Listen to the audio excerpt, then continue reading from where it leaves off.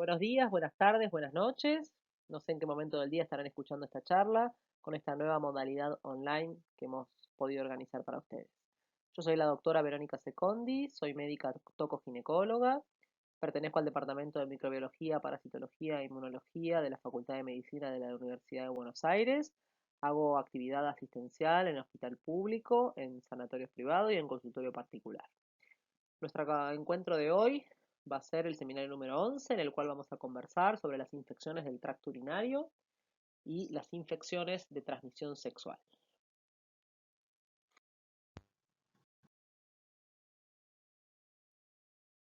Acá tenemos un diagrama en el cual podemos ver cómo es el ingreso de los microorganismos al tracto urinario. Para eso tenemos que tener en cuenta que la uretra posee una microflora comensal que reside en el epitelio de la porción distal. En un adulto sano, todas las áreas del tracto urinario por sobre la uretra son estériles, es decir, únicamente tenemos flora habitual en la porción distal de la uretra. Por lo tanto, la orina también es estéril, pero por los métodos no invasivos de recolección de orina, que veremos más adelante, veremos que se obtiene una muestra que ha pasado por un sitio contaminado con flora habitual. Por lo tanto, es muy importante tener claro cómo fue el mecanismo de recolección y por dónde pasó la orina que hemos recolectado. El aparato urinario es susceptible de infección y por eso vamos a definir a la infección urinaria como la invasión microbiana del aparato urinario que sobrepasa la capacidad de los mecanismos de defensa del huésped. Esto va a producir alteraciones morfológicas, funcionales y una respuesta inmunológica que no siempre se hace evidente. Por eso la clínica de la infección urinaria es bastante variable, si bien hay puntos que son claros. Aquí tenemos un diagrama con las vías de ingreso. ¿Sí? Las vías de ingreso son fundamentalmente, y la principal en las mujeres, la vía ascendente. Pero tenemos también, en un pequeño porcentaje de casos, menos del 5%, una vía descendente o de origen hematógeno. Esto generalmente es resultado de una bacteriemia. Por lo tanto, para que podamos tener una infección urinaria por bacteriemia de un foco extrarrenal, tenemos que tener un inóculo elevado de bacterias circulando en la sangre. Hay algunas excepciones importantes a este concepto. Por ejemplo, en el caso de la tuberculosis, que esto va a depender de la diseminación hematógena del bacillus tuberculoso, la presencia reiterada e inobjetable desde un punto de vista de obtención de la muestra de un Staphylococcus aureus en un urocultivo. Esto va a hacer que busquemos un foco primario, que puede ser la osteomielitis, una endocarditis, una prostatitis, etc. Y la tercera excepción podría ser en los recién nacidos hasta el mes de vida, en la cual la infección urinaria es casi siempre descendente y expresión de una bacteriemia, como por ejemplo la Escherichia coli o la Klebsiella. En la leptospirosis, que es una enfermedad zoonótica producida por la Leptospira interrogans, en el cual el reservorio es un mamífero, ratas, perros, vacunos, que excreta a la leptospira en la orina, en la cual el sistema urinario es infectado por vía hematógena. Tengamos en cuenta entonces que las infecciones urinarias son principalmente por vía de ingreso ascendente. Claramente, la infección urinaria es una infección de alta consulta médica. Aproximadamente el 10% de los seres humanos tienen una infección urinaria en algún momento de su vida. Por supuesto que esta prevalencia va a depender de la edad, del sexo y del momento de la vida de cada individuo. Durante el primer año de vida, las infecciones urinarias son más frecuentes en los varones. Pero sin embargo, la incidencia en los varones luego de ese año de vida es realmente muy baja, hasta los 60, donde empiezan a aparecer las hipertrofias prostáticas que interfieren con el vaciado vesical y pasa a ser este un factor de riesgo para infecciones urinarias en ese grupo etario de varones. En las niñas, la incidencia de bacteriuria es de 1 a un 2% y en las ancianas del 20%. Pero claramente la mujer joven con vida sexual activa tiene una alta incidencia de bacteriurias y alto riesgo de infecciones urinarias. Aquí tenemos un cuadro donde podemos valorar algunos factores predisponentes de las infecciones urinarias, donde podemos ver las diferencias entre hombres y mujeres y podemos ver cuestiones fisiológicas anatómicas, cuestiones de comportamiento o cuestiones genéticas. Para comentar algunos, por ejemplo, el embarazo, el aumento del pH vaginal, la hipertrofia prostática, como comentamos antes, la falta de circuncisión, la estrechez uretral, el reflujo, el éstasis y cualquier tipo de instrumentación van a ser factor de riesgo para que se produzca una infección urinaria. Con respecto al comportamiento, la relación sexual, los hábitos sexuales fundamentalmente, el retraso en la micción, el uso de diafragma y jaleas permicida, la práctica de sexo anal, la pareja sexual con colonización coliforme o alguna infección concomitante. Por eso es que cuando tenemos pacientes que tienen infecciones urinarias a repetición, es importante la conversación, el diálogo, el interrogatorio, porque a veces hay situaciones que tienen que ver, por ejemplo, a los hábitos sexuales, que podemos, con pequeñas modificaciones, quizás minimizar un poco este factor de riesgo. Con respecto a cuestiones genéticas, hay algunos estudios que describen que algunos grupos sanguíneos tendrían mayor incidencia de infecciones urinarias. Vamos a clasificar las infecciones urinarias, que como verán hay varias clasificaciones, ya que podemos hacerlo según el sitio anatómico, según las complicaciones, según el lugar de adquisición, según el número de episodios, ¿sí? Según el sitio anatómico, las infecciones urinarias se clasifican en infección urinaria baja o infección urinaria alta, ¿sí? Dentro de las bajas tenemos la uretritis y la cistitis, es decir, la infección de la uretra o la infección vesical. Y con respecto a la infección urinaria alta, tenemos la pielonefritis, o sea, en la cual tenemos compromiso del parénquima renal. Si hablamos de las complicaciones, la infección urinaria no complicada es aquella que ocurre en un individuo sano sin ningún tipo de anormalidad, ni funcional ni estructural del tracto urinario. Cuando hablamos de infecciones urinarias complicadas, acá sí tenemos todas aquellas que ocurren en algún individuo que sí tiene anormalidades funcionales o aquellas que tienen situaciones anatómicas del tracto urinario.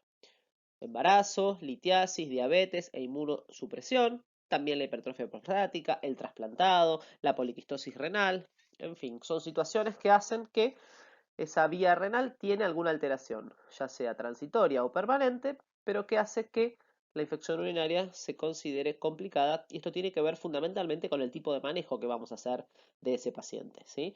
El tratamiento antibiótico, la posibilidad o no de hacer un manejo ambulatorio o internado, en fin.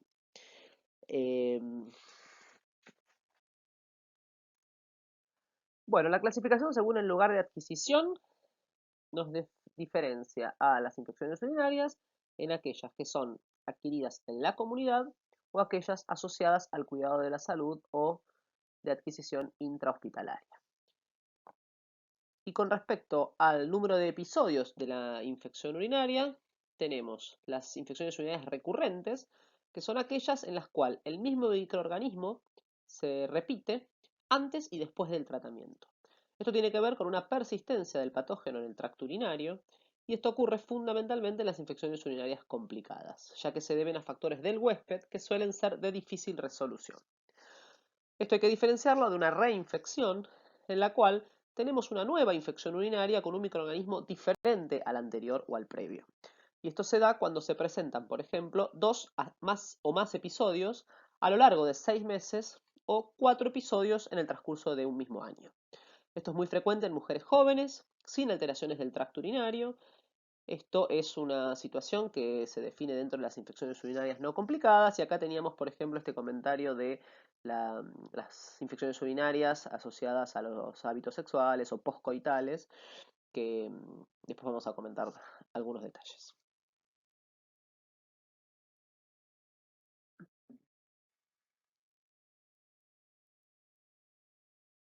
Bien, cuando hablamos de anormalidades estructurales, tenemos aquí un montón de situaciones que hacen que esto fundamentalmente apunta al enlentecimiento o al éstasis del flujo urinario o del vaciado vesical. Fíjense el listado que tenemos allí: cualquier tipo de obstrucción, las prostatitis, las litiasis, cualquier procedimiento invasor, quistes, stent, reflujo, fístulas, en fin, todas aquellas situaciones que hacen que estructuralmente el árbol urinario tiene alguna modificación. Tenemos también anormalidades metabólicas. Sabemos que los pacientes diabéticos tienen algún tipo de inmunodepresión justamente asociado a su alteración en el metabolismo de los hidratos de carbono. Por supuesto que esto tiene que ver con el tipo de diabetes, con los años de diabetes y con el control de esa diabetes. Con respecto al embarazo, el embarazo desde el punto de vista anatómico, sobre todo en el tercer trimestre, el útero grávido comprime parcialmente los uréteres. Esto genera un efecto obstructivo hacia arriba y allí hay parte de su factor de riesgo. Y por otro lado, la progesterona, que es la hormona prevalente en una mujer embarazada, es una hormona que lleva al enlentecimiento de los músculos lisos, por lo tanto el peristaltismo ureteral también se ve alterado por el propio embarazo. Los inmunocomprometidos, desde todo punto de vista, sabemos que son propicios a tener infecciones de cualquier tipo, ¿no? Acá estamos hablando de urinarias, pero en sí es el paciente inmunocomprometido, el trasplantado, el neutropénico o con cualquier otro tipo de inmunodeficiencia, tiene siempre mayor riesgo de adquirir cualquier tipo de infección, justamente por ese déficit en su sistema inmunológico. Y después tenemos algunos patógenos que no son habituales, como por ejemplo la cándida dentro de los hongos, las micobacterias, ciertas bacterias resistentes, algunas bacterias formadoras de cálculos, los proteus, en fin, que pueden producir infecciones urinarias complicadas justamente por no ser patógenos habituales de hallazgo en estas patologías. Bien, ¿qué pasa en la mujer? Bueno, anatómicamente la mujer, bien sabemos que tiene una cercanía del orificio anal con la vagina y la uretra, y como bien dijimos, la vía más frecuente es la vía ascendente, por lo tanto, ese germen que va a producir la infección urinaria, siendo claramente la Escherichia coli el germen más prevalente, proviene de la flora intestinal de esa misma mujer. Es muy común que cualquier persona que tiene infecciones urinarias, yo soy ginecóloga, se imaginan que esta consulta es una consulta muy habitual en mi consultorio, la infección urinaria, y siempre las mujeres quieren buscar el lugar donde se infectaron y empiezan a pensar que alguien les usó el baño, que alguien les usó una toalla, que fueron al gimnasio, que el baño público, en fin, siempre buscando de dónde apareció ese germen. Y la realidad es que hay que explicarle a la señora que, como aquí tenemos en la tabla, los gérmenes que producen infecciones urinarias son componentes de la flora habitual de esa misma mujer. Obviamente, como dije recién, la Escherichia coli es la más prevalente y la que gana siempre en proporción. Recordemos, como comentamos antes, que la incidencia de bacteriuria aumenta durante el embarazo como consecuencia de los cambios producidos por este que ya comentamos antes. Y además también las diferentes etapas de la vida de la mujer también hacen que varíen los agentes etiológicos. Como comentario, a partir de la menopausia, justamente por las diferencias y las modificaciones que ocurren en la flora vaginal por la ausencia de los lactobacillus, propios de la falta de estrógenos, hacen que la vagina sea una vagina más alcalina en vez de ácida, justamente por la falta de los lactobacillus. Esto permite y facilita la colonización por otros microorganismos que se encuentran claramente en vagina, muy cerca de la uretra, y esto en sí mismo hace que en la menopausia también haya riesgos de infecciones urinarias por una cuestión fundamentalmente fisiológica. Bien, vamos a comentar las infecciones urinarias asociadas al cuidado de la salud, antiguamente llamadas infecciones intrahospitalarias. Esto tiene que ver con una infección urinaria que se adquiere luego de las 48 horas de la admisión hasta 30 días posteriores a la alta médica de alguna institución de salud, sanatorio, hospital o cualquier centro médico. Estos valores, estos números, estos tiempos varían un poco según la literatura que uno lea, pero lo importante que tenemos que tener en cuenta es que esto tiene que ver con que el germen fue adquirido dentro del centro de salud, ¿sí?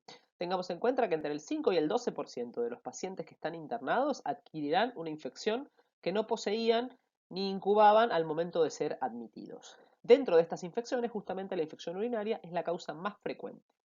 Esto tiene que ver, tengamos en cuenta que nuestra flora habitual, una vez que ingresamos a un ambiente hospitalario, en el transcurso de unas horas, comienza a modificar la flora habitual que el paciente traía con flora propia de la institución, flora con microorganismos que tienen persistencia en el ambiente hospitalario, y esto habla claramente de una patogenia diferente y una adquisición de factores de patogénesis que le permiten justamente vivir en ese ambiente hospitalario, que las hace claramente más agresivos. Por otro lado, cuando uno un individuo está internado, tenemos claro que hay un montón de mecanismos intervencionistas que tiene la medicina que hacen, si bien se utilizan correctamente, utilizados correctamente con las técnicas adecuadas, son necesarias e imprescindibles para el manejo del tratamiento de ese paciente, pero conllevan en sí mismo un riesgo. La infección urinaria, entonces, es la infección nosocomial o asociada al cuidado de la salud de mayor frecuencia. El 25% de las bacteriemias se asocian con infecciones urinarias. Tengamos en cuenta que estas bacteriemias podrían ser punto de partida luego, por ejemplo, de una sepsis, sobre todo cuando hablamos de individuos que están comprometidos en su inmunocompetencia, justamente habrá que ver y dependerá obviamente de la edad del paciente, de las comorbilidades y del motivo que hizo que estuvieran internados allí. Bien, los factores de riesgo fundamentales son el uso de la sonda vesical y los días de la permanencia de la misma en la uretra, la duración de la permanencia del individuo en la unidad de terapia intensiva, los antecedentes o comorbilidades que tenga este individuo, ¿sí? El alcoholismo, el inmunocompromiso, patología renal, la edad, y los antecedentes de tratamientos antimicrobianos. Tengamos en cuenta que la sonda vesical es un elemento muy usado para aliviar obstrucciones urinarias, para asegurar y valorar la diuresis, para reducir la humedad de la región pudenda en pacientes graves que no tienen por ahí un buen control de esfínteres. Esto se aplica fundamentalmente a un gran porcentaje de pacientes internados. Se supone que aproximadamente el 10% de los pacientes internados tienen una sonda vesical. Esto va a depender obviamente del tipo de, ¿sí? No es lo mismo un hospital materno-infantil que un hospital general y tampoco es lo mismo si analizamos una sala de clínica médica, una sala de dermatología o una sala de terapia intensiva, ¿no? Por supuesto. Pero en promedio, el 80% de los pacientes hospitalizados con sonda vesical puede adquirir una infección urinaria. Y claramente es la sonda vesical la principal causa de esa infección urinaria iatrogénica, es decir, adquirida como consecuencia de una intervención médica, pero con fines correctos. Y a su vez es uno de los factores predisponentes más comunes para el desarrollo de una sepsis. Bien, si hablamos de los agentes etiológicos de las infecciones urinarias de la comunidad, fíjense que esto obviamente varía según edad, sexo y patología subyacente, pero más del 90% de las 95% de las infecciones urinarias adquiridas en la comunidad son monomicrobianas, donde la Escherichia coli es el agente etiológico más frecuente. Otras bacterias comúnmente aisladas son las que tenemos aquí en la lista: Staphylococcus coagulasa negativos, Enterococcus fecalis, Streptococcus agalactiae, Saprophyticus, Staphyloepidermidis, Proteus. El Proteus mirabilis es más frecuente en personas con litiasis e infecciones recurrentes. También tenemos otros bacilos gram negativos como la Klebsiella, la Serratia, el Citrobacter, la Pseudomonas, el Enterobacter. Y otros gram positivos como el Enterococcus fecalis o el Agalactiae. Si miramos la lista de gérmenes como agente etiológico de las infecciones urinarias asociadas al cuidado de la salud, la mayoría de estos microorganismos provienen de la propia flora corónica y perineal de los pacientes, o también de las manos del personal durante la inserción o manipulación del sistema de colección. Recordemos siempre el famoso lavado de manos, actualmente muy de moda ahora con esta historia del coronavirus, pero la realidad es que el lavado de manos desde hace años ha demostrado ser un mecanismo fundamental para evitar las infecciones entre pacientes y con la colaboración del médico, de la enfermera o del personal que atiende a los pacientes, ¿sí? Bien, los agentes etiológicos van a diferir de acuerdo a la duración de esa cateterización vesical, ¿sí? En general, se aíslan Escherichia coli en el 50% de los casos, Acinetobacter baumannii, Klebsiella pneumoniae, Proteus mirabilis, Pseudomonas, Staphylococcus epidermidis, Enterococos y algunas especies de cándida. Hay que tener en cuenta que puede variar la incidencia de acuerdo al nosocomio y la sala. Estas cepas tienen como dificultad una mayor resistencia antibiótica respecto de las cepas adquiridas en la comunidad. El 20% de los pacientes hospitalizados con sonda vesical colocada desarrollan una infección urinaria que muchas veces va a ser causa de bacteriemia y en algunos casos esto puede claramente llevar también a una alta morbimortalidad, ¿no es cierto? La mayoría de las instituciones tienen algún consultorio o algún servicio o algún sector o algún individuo que se ocupa justamente de llevar la vigilancia epidemiológica y de ver que los valores de infecciones intrahospitalarias y los gérmenes estén dentro de los estándares adecuados y si no, bueno, tomar los recaudos pertinentes para esto. Bien, si vamos a analizar las vías de ingreso al tracto urinario de ese paciente con sonda, tenemos que tener en cuenta que los gérmenes pueden ingresar por dos vías, por la vía extraluminal o por la vía intraluminal. Cuando hablamos de el ingreso extraluminal, habitualmente la contaminación es temprana por inoculación directa cuando el catéter se coloca, cuando el catéter es insertado. O bien puede ser tardía si los microorganismos ascienden desde el periné de ese paciente por acción capilar a la superficie del catéter.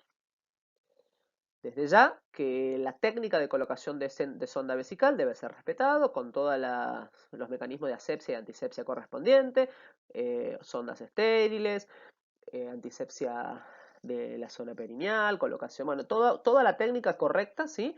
Así todo, el riesgo de infecciones intrahospitalarias existe. Desde ya que si uno no cumple con todos los mecanismos como corresponden, que están estipulados para cada técnica correcta, obviamente estos valores van a aumentar. Pero haciendo las cosas bien, también existe el riesgo de infección intrahospitalaria. Ese es el concepto que quiero que quede claro, ¿sí? Bien, y cuando hablamos de la vía de ingreso intraluminal, se produce cuando por reflujo los microorganismos llegan al lumen del catéter debido a una falla en el sistema de drenaje, o bien por contaminación de la orina en la bolsa colectora. Recuerden que la manguerita de la sonda va conectada a una bolsa colectora que debe estar siempre por debajo del nivel de la vejiga, porque si uno levanta por encima del nivel de la vejiga, por gravedad, lógicamente, el flujo iría, en vez de vejiga a bolsa, iría de bolsa a vejiga, claramente algo que uno no debiera hacer.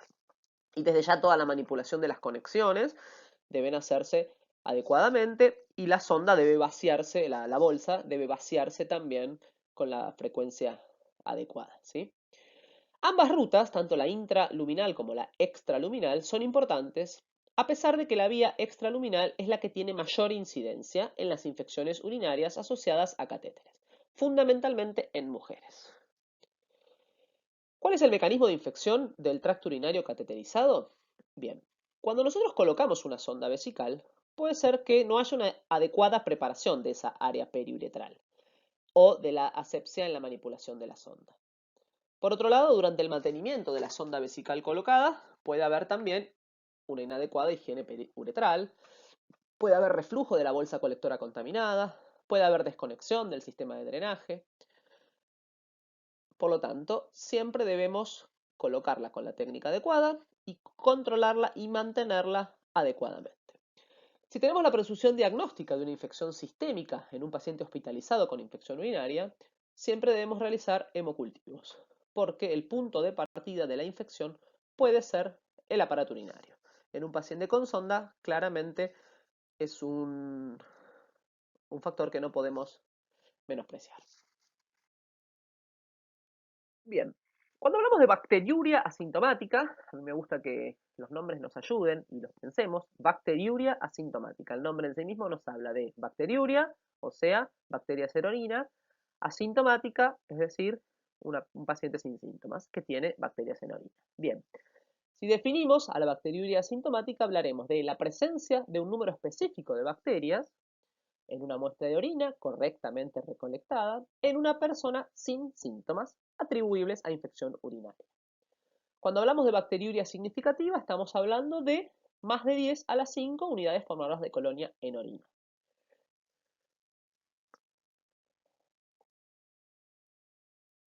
¿Cómo hacemos el diagnóstico bacteriológico de infecciones urinarias o de bacteriuria asintomática? Bien, tenemos tres puntos a tener en cuenta. Por un lado, cómo tomar la muestra. Por otro lado, cómo transportarla y conservarla. Y por el último, cómo procesarla. Bien, si hablamos de la toma de muestra. La toma de muestra tenemos diferentes opciones, ¿sí? Al acecho, técnica del chorro medio, punción de la sonda vesical, punción suprapúbica.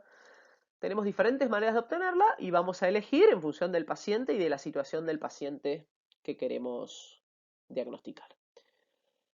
Claramente, la técnica más utilizada, esto tiene que ver con justamente lo que hablábamos antes de que la infección urinaria es una infección frecuente, sobre todo en mujeres jóvenes con vida sexual activa, por lo tanto es muy fácil darle las indicaciones a esa paciente para que haga la toma de la muestra.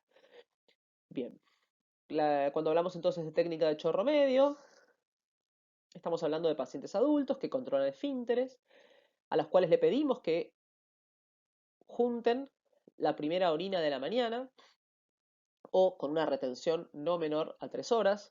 Cuando pedimos la primera orina de la mañana, en realidad lo que queremos justamente es que haya retención urinaria, ¿sí? No nos sirve una orina diluida, no nos sirve que el paciente, porque tiene que juntar una muestra de orina, empiece a tomar líquido y lo único que vamos a lograr al rato es una diuresis forzada de una orina absolutamente diluida que no va a tener ningún tipo de representación del caso a analizar. Bien, entonces, primera orina de la mañana, se le pide que se higienice la zona genital con agua y jabón, de adelante hacia atrás, que se seque, y en el caso de la mujer, obviamente, que se coloque un tampón vaginal para evitar la contaminación de esa toma de muestra o de esa muestra con algún tipo de fluido que pueda surgir de la vagina. Le pedimos que elimine parte de ese primer chorro, de ahí el nombre de la técnica del chorro medio, y recolecte en un frasco estéril de boca ancha parte de esa micción habiendo descartado ese primer chorro. La idea de esto es que ese primer chorro es mucho más abundante en componentes de la flora habitual. Recordemos que esta orina está pasando por el sector de la uretra distal en la cual comentamos que había flora habitual. O sea, esta muestra va a traer flora habitual porque fue obtenida en forma espontánea pasando por allí. Descartando ese primer chorro, la cantidad de componentes de esa flora habitual es menor, por eso es que utilizamos la técnica del chorro medio. A la mujer le vamos a pedir que esa micción la haga separando sus labios mayores y en el caso del hombre debemos pedirle que retraiga el prepucio, higienice el glande y el surco balano prepucial con agua y jabón, seque también con toalla limpia y de la misma manera que en la mujer elimine el primer chorro y recolecte en un frasco estéril de boca ancha la porción siguiente. Esa sería la técnica adecuada del chorro medio. Si lo que tenemos es un lactante que no controla esfínteres, lo que vamos a hacer es la técnica al acecho. Como no sabemos el momento en el que el niño va a orinar, lo que tenemos que hacer es tenerlo higienizado y debemos intentar de juntar la porción media de ese chorro miccional en un frasco estéril de boca ancha en el momento en que el niño orine.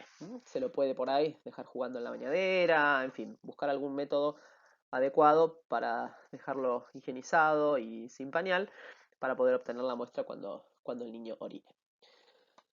Si hablamos de un paciente sondado, necesitaríamos en este caso una punción de esa sonda. Esta técnica la usamos en forma frecuente en el ambiente hospitalario, en pacientes con sondas permanentes a los cuales no les podemos ni retirar ni reemplazar esa sonda. Entonces lo que hacemos es obturar la sonda con una pinza, esperar unos minutos, desinfectar la parte externa de la sonda en la zona proximal, con alcohol yodado, por ejemplo, y punzamos la sonda con una aguja y una jeringa estéril. De esa manera obtenemos orina que la volcamos en forma séptica en un frasco estéril.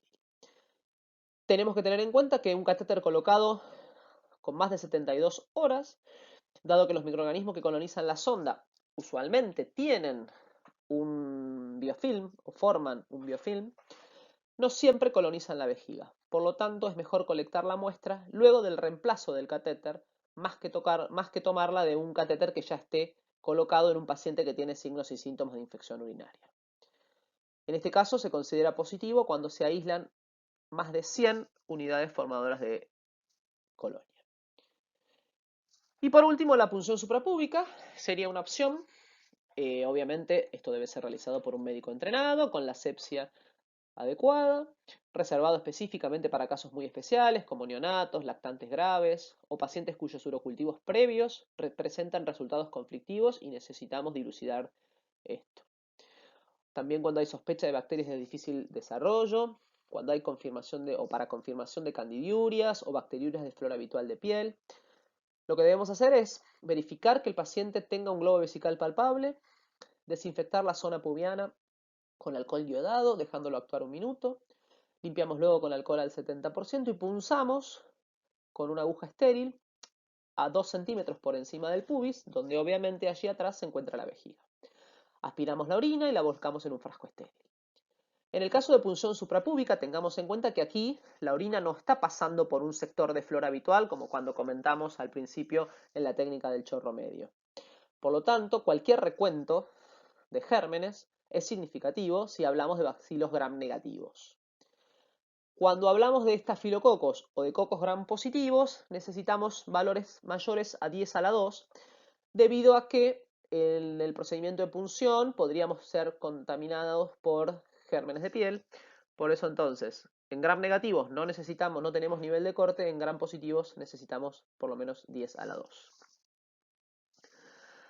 Bueno, si pasamos al punto número 2, que hablaba de transporte y conservación, tenemos que tener en cuenta que ese frasco estéril de boca ancha en la cual obtuvimos la orina, la debemos refrigerar inmediatamente a 4 grados o transportar en un contenedor con hielo si no estamos ya con la muestra entregada.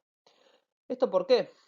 Porque si nosotros demoramos el traslado del laboratorio en un ambiente cálido o no refrigerado, tenemos que tener en cuenta que el crecimiento bacteriano sigue ocurriendo. Y como ahora vamos a ver, ya hemos comentado en algunos puntos que el diagnóstico de infección urinaria es semi-cuantitativa, nosotros hablamos de números, claramente necesitamos que la muestra tenga el número que tiene el paciente y no un sobrecrecimiento de esto. Por eso debemos refrigerarlo.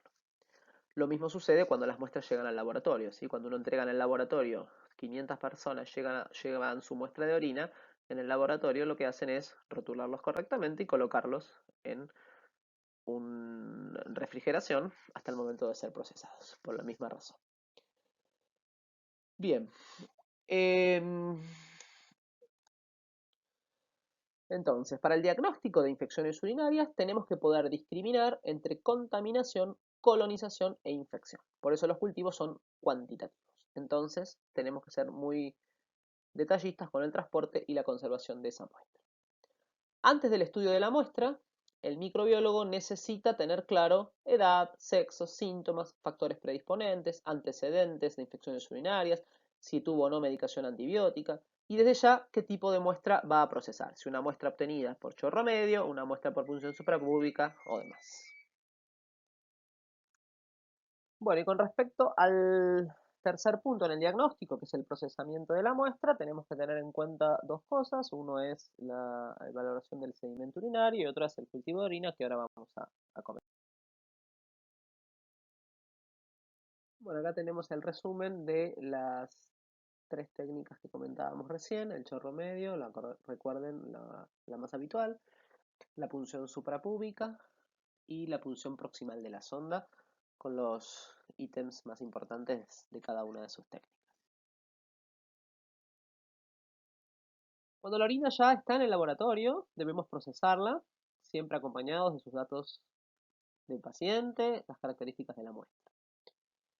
Aquí tenemos que tener en cuenta dos puntos. Por un lado, el sedimento. El sedimento de orina es algo que se puede realizar rápidamente. De hecho, pacientes que consultan por guardia con síntomas de infección urinaria son enviados al laboratorio con una muestra de orina y el resultado del sedimento lo tenemos en un rato, con lo cual ya en función de eso podemos tener en cuenta que si hay un sedimento inflamatorio o sedimento patológico, podemos iniciar un tratamiento antibiótico y el paciente volverá en 72 horas a buscar el resultado del cultivo con la información correcta, adecuada, chequeada e identificado el germen causal, ¿sí?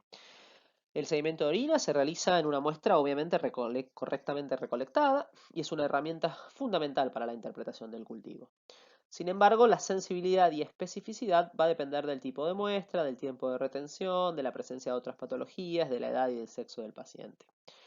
Vamos a considerar un sedimento patológico cuando una gota de ese centrifugado de 10 mililitros contiene más de 5 leucocitos polimorfonucleares por campo de 40 aumentos.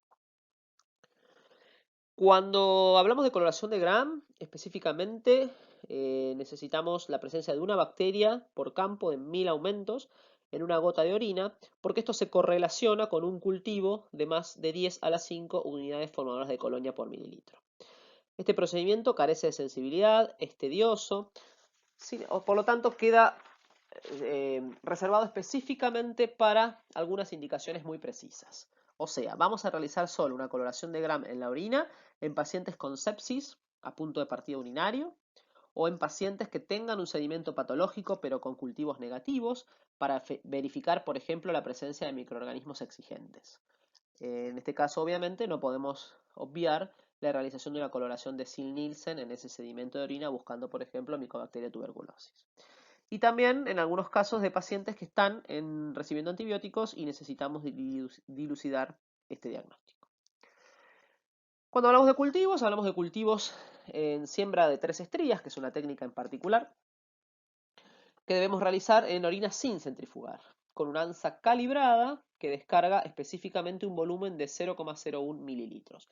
Esto nos va a permitir obtener una estimación semi-cuantitativa del desarrollo microbiano. Hay muchos medios de cultivo que podemos utilizar para sembrar nuestra muestra de orina.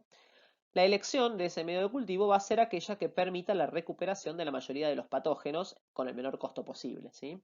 Por lo tanto, el cultivo en el medio CLDE, que significa cisteína lactosa deficiente en electrolitos, nos va a permitir el desarrollo de bacilos gram negativos, de estafilococos y de enterococos. En el caso de agar sangre, vamos a permitir el desarrollo de la mayoría de las bacterias, pero no permite la recuperación de Haemophilus, de Neisseria gonorrhoeae, Neisseria meningitidis, y permite también determinar distintos tipos de hemólisis.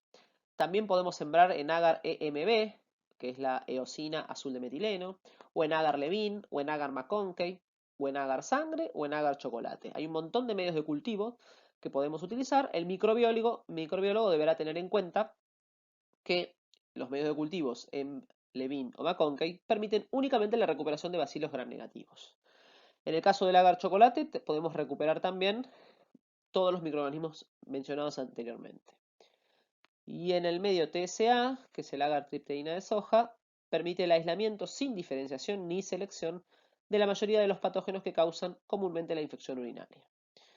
Por lo tanto, depende del ambiente en el que nos manejemos, el laboratorio en el que estemos trabajando, pero el microbiólogo elegirá el medio de cultivo dentro de los que tenga disponibles para poder lograr la identificación de nuestro microorganismo.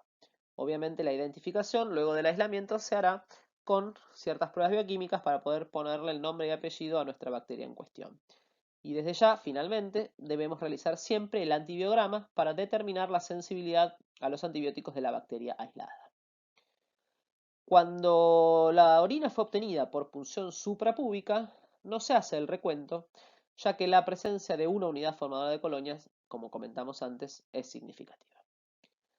Y en la primera columna tenemos una valoración química de la orina, en la cual podemos ver la valoración de proteínas, pH, densidad, que esto se hace fundamentalmente con tiras reactivas. También podemos medir, obviamente, esa densidad y de esta manera podemos tener además una valoración, o sea, físico-química de la orina para que el estudio sea completo.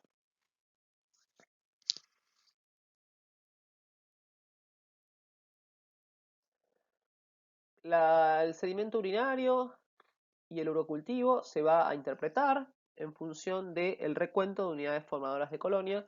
Esto es para pacientes mujeres sin sonda. Acá tenemos, como comentábamos antes, una valoración de 10 a la 3. En pacientes con sintomatología podemos hablar de infección urinaria. Ahora, si la paciente no tiene síntomas, debemos tener 10 a la 5 para poder decir que tenemos una bacteriuria asintomática. Tengamos en cuenta que la bacteriuria asintomática lo que nos permite es tener en valoración de que la paciente tiene un recuento de bacterias importante, aunque no tenga síntomas, y hay situaciones en las cuales tener cantidad de bacterias en orina aunque no haya síntomas, puede ser un reservorio para que esto se complique. Por ejemplo, el caso de la mujer embarazada. Está demostrado que la paciente con bacteriuria asintomática durante el embarazo debe tratarse como si fuera una infección urinaria. ¿Por qué? Porque ese recuento alto de bacterias en orina puede hacer que por vía ascendente lleguen a colonizar el riñón y tener, por ejemplo, una pielonefritis o una infección urinaria alta. Y sabemos que la pielonefritis se asocia con resultados adversos en un embarazo, ya sea coriamnionitis, rotura prematura de membranas, retardo de crecimiento intrauterino, en fin. Por lo tanto, dentro de la rutina de los 3 trimestres de la mujer embarazada se pide un cultivo de orina. Tengamos en cuenta que la bacteriuria asintomática no es fácil de diagnosticar en la población general, o sea, nosotros para diagnosticar una bacteriuria asintomática tendríamos que hacer por defecto un urocultivo en una paciente que no tiene síntomas, lo cual no es habitual. Cualquiera de nosotros podemos estar teniendo en este momento una bacteriuria asintomática y no lo sabemos ni lo sabremos, porque no nos estamos haciendo cultivos de orina porque sí. Ahora hay situaciones en las cuales sí se piden cultivos de orina, como dije recién, en los 3 trimestres del embarazo, dentro de la rutina va un cultivo de orina. ¿Por qué? Porque si la paciente tiene bacteriuria asintomática, la trato como una infección urinaria. En el resto del embarazo, si la paciente tuviera sintomatología, desde ya que ahí se pide y se trata, y ahí sí sería una infección urinaria, porque estamos hablando de síntomas. Bien, y también tenemos situaciones en las cuales podemos tener en cuenta las contaminaciones o resultados conflictivos que requieren repetir el estudio para poder dilucidar la situación. A la izquierda tenemos el ejemplo de un sedimento urinario normal y a la derecha tenemos un sedimento patológico en la cual se ven las bacterias y se ven un incremento en el número de glóbulos blancos, ¿sí? Lo que se llama leucocituria, ¿sí? Glóbulos blancos en orina, que representa el síntoma fundamental de la pielonefritis aguda o crónica. Y también en enfermedades inflamatorias de la vía urinaria descendente, como la uretritis, la prostatitis, la cistitis, la pielitis, la tuberculosis. Acá tenemos entonces la valoración entre el sedimento normal y el sedimento patológico. Una foto de una tinción de Gram, en la cual vemos los bacilos cortos Gram negativos. Estamos hablando de Escherichia coli. Una foto del medio de cultivo cisteína lactosa deficiente en electrolitos, llamada claramente CLDE, donde podemos ver el desarrollo de los bacilos Gram negativos, estafilococos o enterococos. Ahí vemos la siembra en estrías para lograr el aislamiento de las bacterias. En el caso del agar-Levin, vemos el desarrollo de la Escherichia coli, que forma colonias oscuras con un brillo verde metálico. Esto parece papel glacé metalizado. Obviamente todo esto es sugestivo de una bacteria, como en el caso de la Escherichia coli, que es fermentadora de la lactosa. Y cuando hablamos de agar maconcay, tenemos acá una foto en donde observamos las colonias oscuras, rojo-rosadas, de las bacterias fermentadoras de la lactosa, como el caso de la Escherichia coli. ¿Sí? En la izquierda vemos una bacteria lactosa fermentadora que no fermenta la lactosa y a la derecha vemos una bacteria como la Escherichia coli que sí fermenta la lactosa. Pasemos a la segunda parte de nuestro seminario, en el cual vamos a hablar de las infecciones genitales y de transmisión sexual, o ITS, antiguamente llamadas ETS o enfermedades de transmisión sexual, término que se modificó debido a que la palabra enfermedad habla de pacientes con síntomas y dentro de estos cuadros de infecciones de transmisión sexual tenemos un montón de pacientes que tienen cuadros asintomáticos, que obviamente hacen a la epidemiología de estas infecciones, ya que los siguen transmitiendo por no tener síntomas al no tener diagnóstico. Entonces, hablando de infecciones, englobamos a todo y no solo a los cuadros en los cuales hay claramente una enfermedad. El tracto urogenital es una estructura continua, por lo tanto, los microorganismos pueden diseminarse fácilmente de la zona urinaria a la zona genital o viceversa. El tracto genital muchas veces es la puerta de entrada de gran cantidad de infecciones transmitidas no siempre por vía sexual. Cuando hablamos de la vagina, la misma no tiene ningún mecanismo particular de limpieza y la introducción repetida de un objeto extraño contaminado, a veces con patógenos, como puede ser por ejemplo el pene, hace que la vagina sea especialmente un órgano vulnerable a la infección. Esto proporciona la base para las enfermedades de transmisión sexual. La naturaleza ha proporcionado algunas defensas adicionales, por ejemplo, las cuestiones hormonales. La acción de los estrógenos circulantes durante la vida reproductiva de la mujer hace que el epitelio vaginal, que contiene glucógeno y ciertos lactobacilos que la colonizan, tengan un pH vaginal ácido, ¿sí? El pH vaginal normal es alrededor de 4,5. Esto inhibe la colonización por microorganismos extraños, salvo los lactobacilos, algunos estreptococos y los difteroides. Las secreciones vaginales normales tienen hasta 10 a la 8 unidades formadoras de colonia de estas bacterias comensales. Para que otros microorganismos puedan colonizar e invadir la vagina, deben poseer mecanismos específicos de adherencia a la mucosa cervical o vaginal, o bien aprovechar lesiones locales, a veces pueden ser microlesiones, durante el coito, o bien sacar partido de algunas defensas alteradas o algunas alteraciones propias de un desequilibrio estrogénico. Tengamos en cuenta que esto varía, como comentamos antes, en la menopausia, en el embarazo, el pH y todo lo que tiene que ver con la microbiota vaginal también se modifica en los diferentes momentos de la vida.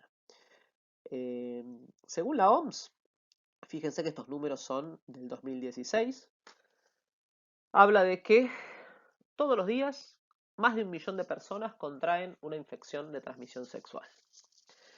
Dice también que por año 357 millones de personas contraen una infección de transmisión sexual.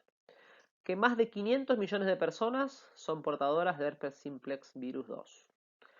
Que más de 290 millones de mujeres están infectadas por HPV.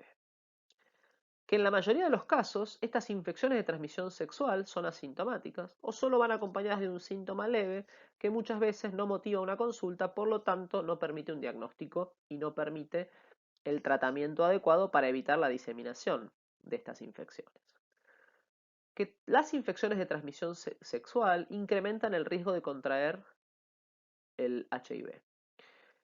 Que la farmacoresistencia que estamos observando en la Neisseria gonorrhoeae dificulta la reducción de las ITS, y que más de 900.000 mujeres embarazadas presentaron sífilis en el 2012, con complicaciones en alrededor de 350.000 casos, incluidos casos de muerte prenatal en el mundo.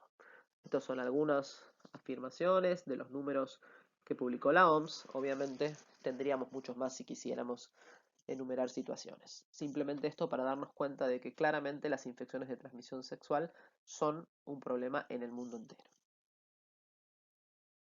¿Cuándo es que tenemos que pensar en una infección de transmisión sexual? Bueno, tenemos algunos signos o síntomas que la sugieren. Por ejemplo, una secreción vaginal o una secreción peneana anormal, el dolor o sensación de ardor al orinar, llamada disuria, el dolor abdominal o menstrual severo, la inflamación o dolor en los genitales, los bultos inguinales, que se refieren a adenopatías, las lesiones en piel o en mucosas genitales, el sangrado postcoital o intermenstrual. Claramente no todo esto es patognomónico de una infección de transmisión sexual, hay otras situaciones que también pueden producirla, pero estos podrían ser, sí, signos o síntomas de infección de transmisión sexual, o por lo menos mínimamente requieren la consulta médica para valorar si es o no una de estas situaciones. Aquí tenemos una clasificación en función de la forma de presentación de las infecciones de transmisión sexual, simplemente para ordenarnos y organizarnos un poco.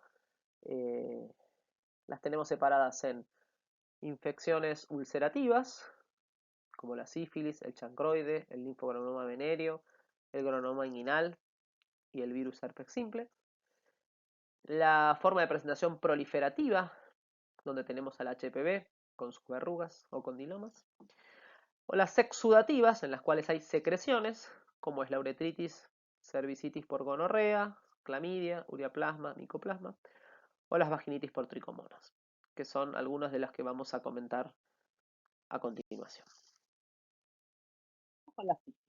La sífilis es una enfermedad bacteriana producida por el Treponema pallidum que dentro de su evolución tiene varias etapas muy características. La etapa primaria, la secundaria y la terciaria. Y entre la etapa secundaria y la terciaria tenemos una etapa de latencia que puede durar muchos años. Cuando hablamos de sífilis primaria nos estamos refiriendo a una persona que tiene un contacto estrecho con un individuo infectado y allí en el punto de inoculación aparece el llamado chancro sifilítico, que es una úlcera única, indolora, de bordes sobreelevados y fondo limpio, que puede aparecer en el sitio de infección de 10 a 90 días después de la exposición, siendo el promedio aproximadamente de 30 días. La ubicación de esta puede ser en zonas visibles o no. Lo más habitual es en la zona anal, vulvar, pene o boca, pero bien podríamos encontrarla, por ejemplo, en vagina, cuello uterino, recto o en la garganta, donde no sería visible. Tenemos además una adenopatía satélite, que tiene que ver con el ganglio eh, de acuerdo a la zona donde se encuentra la úlcera. Y esta etapa primaria desaparece espontáneamente sin dejar cicatriz. Por lo tanto, si fue ubicado en una zona visible, el paciente consultó, y si estuvo ubicado en una zona no visible, el paciente no consultó probablemente, y salvo que haya habido un hallazgo casual, pasaría a una etapa secundaria más adelante sin haber tenido noción de esa infección. En la etapa secundaria, que es la que comienza 6 semanas después, aproximadamente, de esa etapa primaria, se caracteriza fundamentalmente por gran cantidad de lesiones cutáneas en forma de exantemas. En la dermatología, la sífilis se la considera la gran simuladora, ya que tiene un montón de posibilidades de lesiones primordiales dermatológicas en diferentes lugares de nuestro cuerpo. Las lesiones en palmas y plantas de los pies deberían ser muy sugestivos de esta enfermedad y no pueden pasar por desapercibidos, y debemos descartar siempre sífilis en pacientes que tengan lesiones en palmas y pies. En algunos pacientes esta etapa podría ser poco sintomática. Por lo general tenemos que tener en cuenta que las lesiones contienen espiroquetas, por lo tanto son muy infecciosas. Es cuando mayor número de treponemas se encuentran en los tejidos y en circulación, lo que implica una alta carga antigénica. El daño producido en los tejidos en esta fase, y luego vamos a ver en la etapa terciaria también, es causada fundamentalmente por la respuesta inflamatoria a los inmunocomplejos circulantes que se van formando en los diferentes sitios de nuestro cuerpo. También podemos encontrar alopecia con pérdida de pelo en placas y sumado a síntomas de malestar general o una fiebre de baja intensidad. Luego de pasada esta etapa secundaria, se entra a una etapa de latencia. Durante este periodo es una etapa asintomática que puede durar, como dijimos, muchos años. Por lo general, luego de pasados 2 a 4 años de latencia, la enfermedad suele no ser más infecciosa, salvo en lo que tenga que ver con la transmisión vertical, es decir, una mujer que se embarazara en esta etapa sí puede transmitir la enfermedad al feto y tener lo que se llama la sífilis congénita, que tiene un cuadro bastante importante de malformaciones, como los dientes de Huntington, las tibias sensables, la frente olímpica, y dependerá del grado de esto la gran mortalidad que tienen los neonatos con sífilis congénita. Cuando la mayoría de los casos no progresan más allá de esta fase de latencia, aunque no tengan tratamiento. Si esto progresara, entraríamos a la etapa terciaria, donde tenemos tanto síntomas digamos, de la patología en sí, con afectación de diferentes tejidos que tienen que ver con la aparición de lesiones llamadas gomas, que son masas elásticas granulomatosas que aparecen en diferentes órganos, pueden aparecer en piel, mucosa, en hueso, en la aorta, en el cerebro, ¿sí? Y van causando destrucción de esos tejidos, porque el treponema pallidum induce un infiltrado inflamatorio mononuclear, que está compuesto principalmente por linfocitos y células plasmáticas, Y esto genera alteraciones, por ejemplo, en la ortitis sifilítica. Tenemos arterias con células endoteliales hinchadas, edematosas, inflamadas, que luego son rodeadas por capas de fibroblastos que proliferan y dan origen a este cuadro. Cuando hablamos de sífilis temprana, estamos hablando de una sífilis que tiene un año de evolución. Por lo tanto, la etapa primaria, la secundaria y la latente precoz estarían dentro de esto. Cuando hablamos de sífilis tardía, estamos hablando ya de la segunda parte de la etapa de latencia y de la etapa terciaria, es decir, una sífilis que lleva ya más de un año de evolución. Esto es importante para valorar diagnósticos y tratamientos. Si vamos a hablar del diagnóstico de sífilis, en realidad, como en todo diagnóstico microbiológico, nosotros podríamos hacer diagnóstico directo, encontrando al germen causal, o diagnóstico indirecto, valorando anticuerpos. El Treponema pallidum tiene la característica de no poder cultivarse en medios de cultivos artificiales. Por lo tanto, los métodos de elección para el diagnóstico de la sífilis precoz son métodos de detección directa. Además, el Treponema pallidum tiene un tamaño que está por debajo del límite de resolución del microscopio óptico convencional. Por lo tanto, la microscopía que podemos utilizar es, por ejemplo, la microscopía de fondo de campo oscuro, que aprovecha la motilidad de esta espiroqueta, que tiene la posibilidad de permitir que se visualice en este tipo de microscopio. Y tenemos también, si no, la inmunofluorescencia directa. Lo que tenemos que hacer es, ante la aparición de la lesión sospechosa, como vemos ahí en las imágenes de la diapositiva, tenemos la primera a nivel del dorso del pene, la segunda a nivel vulvar y la tercera en la cara interna de un labio. Lo que hacemos es el raspado con una gasa seca estéril de alguna de estas úlceras y logramos con esto una impronta en un portaobjetos, utilizando una espátula o una anza.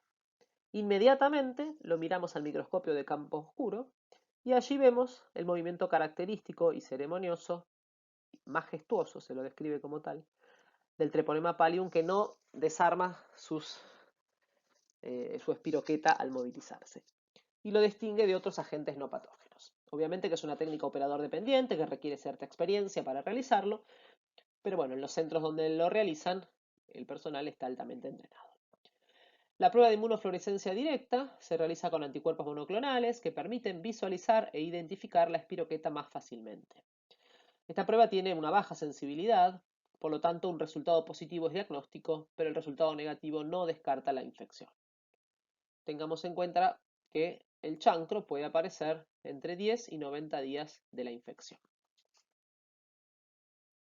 Si queremos hablar de diagnóstico indirecto, tenemos una de las pruebas prototipo para cuando uno habla de técnicas de screening, que es la BDRL, o Venereal Disease Research Laboratory, que es una prueba no treponémica, llamada así porque es algo inespecífico, ya que no detecta anticuerpos producidos contra la espiroqueta, sino anticuerpos tipo reagínico, que son una respuesta contra sustancias lipídicas que se forman en el organismo como consecuencia indirecta de la infección por esa espiroqueta. Aquí lo que utilizamos es como antígeno un extracto de corazón de buey, llamado cardiolipina, que pareciera que contiene lípidos similares a los que estimularon la producción de anticuerpos tipo reagínico. Estas pruebas solo detectan el 80% de los casos de sífilis primaria, pero permiten detectar el 99% de los casos de sífilis secundaria. En la fase secundaria, cuando la espiroqueta ha invadido casi todos los órganos del cuerpo, las pruebas serológicas son fácilmente reactivas.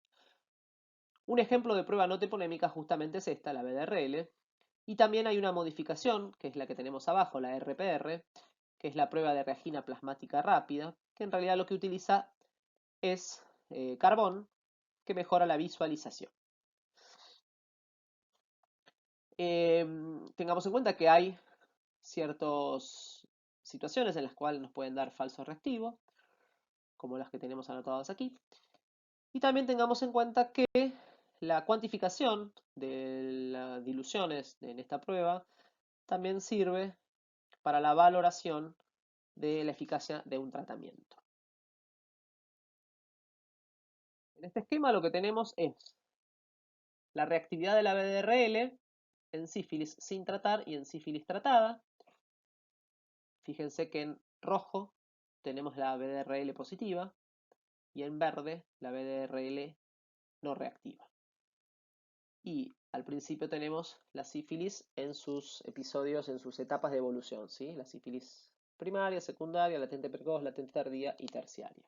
Y ahí vamos viendo cómo se va positivizando la BDRL y cómo luego del tratamiento esta se negativiza. En nuestro país, gracias justamente al uso de la BDRL como método de screening en un montón de situaciones, es raro encontrar un individuo no diagnosticado ni tratado en estadio de sífilis tardía. En el caso de un tratamiento adecuado, pero ya instaurado en las últimas fases de la enfermedad, puede producir una seropositividad persistente de la BDRL, pero en un título bajo. Nosotros sí, cuando hacemos control de tratamiento con la BDRL, queremos ver un franco descenso de estos títulos hasta que éste se haga negativo.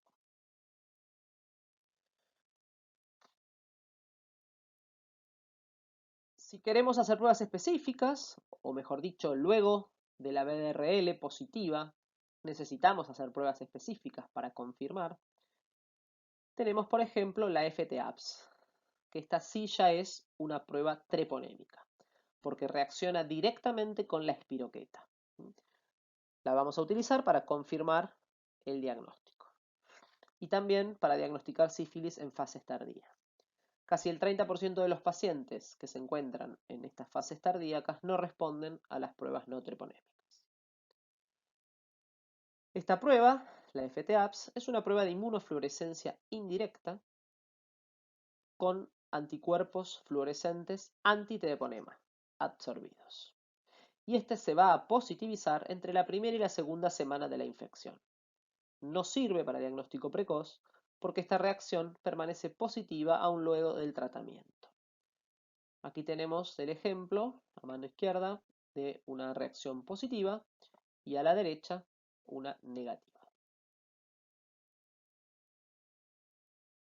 Dentro de las opciones de pruebas treponémicas tenemos también la microhemaglutinación que podemos utilizar, podemos elegir la FT-APS, la microhemaglutinación, también en función del centro en el que estemos trabajando. Todas las pruebas serológicas, tanto las treponémicas como las no treponémicas, son cual y cuantitativa porque presentan algunas muestras falsos negativos por un fenómeno de prosona. Esto se soluciona haciendo diluciones del suero inicial y va a depender del antígeno usado y también del equipo que estemos utilizando. El fenómeno de prosona ocurre aproximadamente en el 2% de los casos de sífilis primaria tardía o en el secundarismo sifilítico. Es raro que suceda en una sífilis terciaria. En la microhemaglutinación lo que detectamos son anticuerpos anticitoplasma. Esta prueba es la última que se negativiza. Y se utiliza un antígeno sonicado de Treponema pallidum que recubre eritrocitos de carnero. Para interpretar las pruebas tenemos un cuadro donde nos permite ver que la presencia de pruebas treponémicas y no treponémicas reactivas confirman el diagnóstico. Una prueba no treponémica reactiva requiere un seguimiento si no puede ser confirmada por una prueba treponémica. Y en el caso opuesto, si tuviéramos una prueba treponémica reactiva y una no treponémica no reactiva, nos estaría indicando una infección reciente, tratada o en estadio terciario. Recordemos también que a esto lo tenemos que siempre acompañar de la sospecha clínica y de los datos epidemiológicos de cada uno de nuestros pacientes. Cuando vamos a un algoritmo, tenemos un algoritmo tradicional, como este, en el cual usamos como tamizaje las pruebas no treponémicas y como confirmatorio las pruebas treponémicas. ¿sí? Ahí tenemos el esquema en el cual si tenemos la aleación sospechosa, hacemos un diagnóstico directo por inmunofluorescencia, si esto da positivo, diagnosticamos la sífilis, hacemos el tratamiento y la comunicación de la enfermedad. Si el diagnóstico directo nos diera la inmunofluorescencia negativa, descartamos. En el caso de no tener la lesión sospechosa o ya no estar en etapa de la misma o que sea un hallazgo por un screening de BDRL, si esta es positiva, la debo confirmar con alguna de las pruebas específicas, la FTAPS o la microhemaglutinación. Una vez que esta me da positiva, confirmo el diagnóstico de sífilis, trato y comunico. Si esto me da negativo, la probabilidad de sífilis es baja. Esto diferencia al... Si bien en nuestro medio el algoritmo tradicional es el que utilizamos, existe también un algoritmo inverso en el cual, gracias al desarrollo de ELISAs y ensayos de quimioluminiscencia automatizados para detectar anticuerpos contra Treponema pallidum con una sensibilidad y una especificidad equivalente a las pruebas treponémicas, en estos algoritmos inversos lo que se hace es, al revés del tradicional, utilizar como tamizaje una prueba treponémica y como confirmatoria una prueba no treponémica. Tenemos que tener en cuenta que en nuestro medio tenemos muchos pacientes con sífilis tratados que vuelven a infectarse, una nueva infección, y en estos casos se hace complejo el manejo con este algoritmo. Lo bueno de la sífilis, si queremos encontrarle algo positivo, que el tratamiento se hace con penicilina. En las sífilis precoces, con una dosis de penicilina es suficiente. En las sífilis tardías se necesitan algunas dosis más. Obviamente también la búsqueda de los contactos sexuales. Pero por suerte el tratamiento, una vez que la diagnosticamos, genera cortar con esta cadena evolutiva de la que veníamos conversando desde hace un ratito. Lo importante por eso es encontrar y hacer el diagnóstico.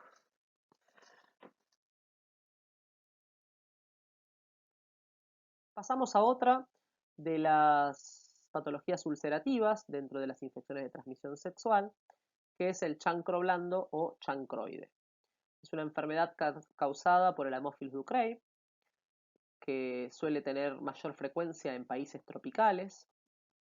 Es raro que una persona con chancroide consulte al médico y las cifras probablemente estén subvaloradas y tengamos menos que las reales en todas las estadísticas.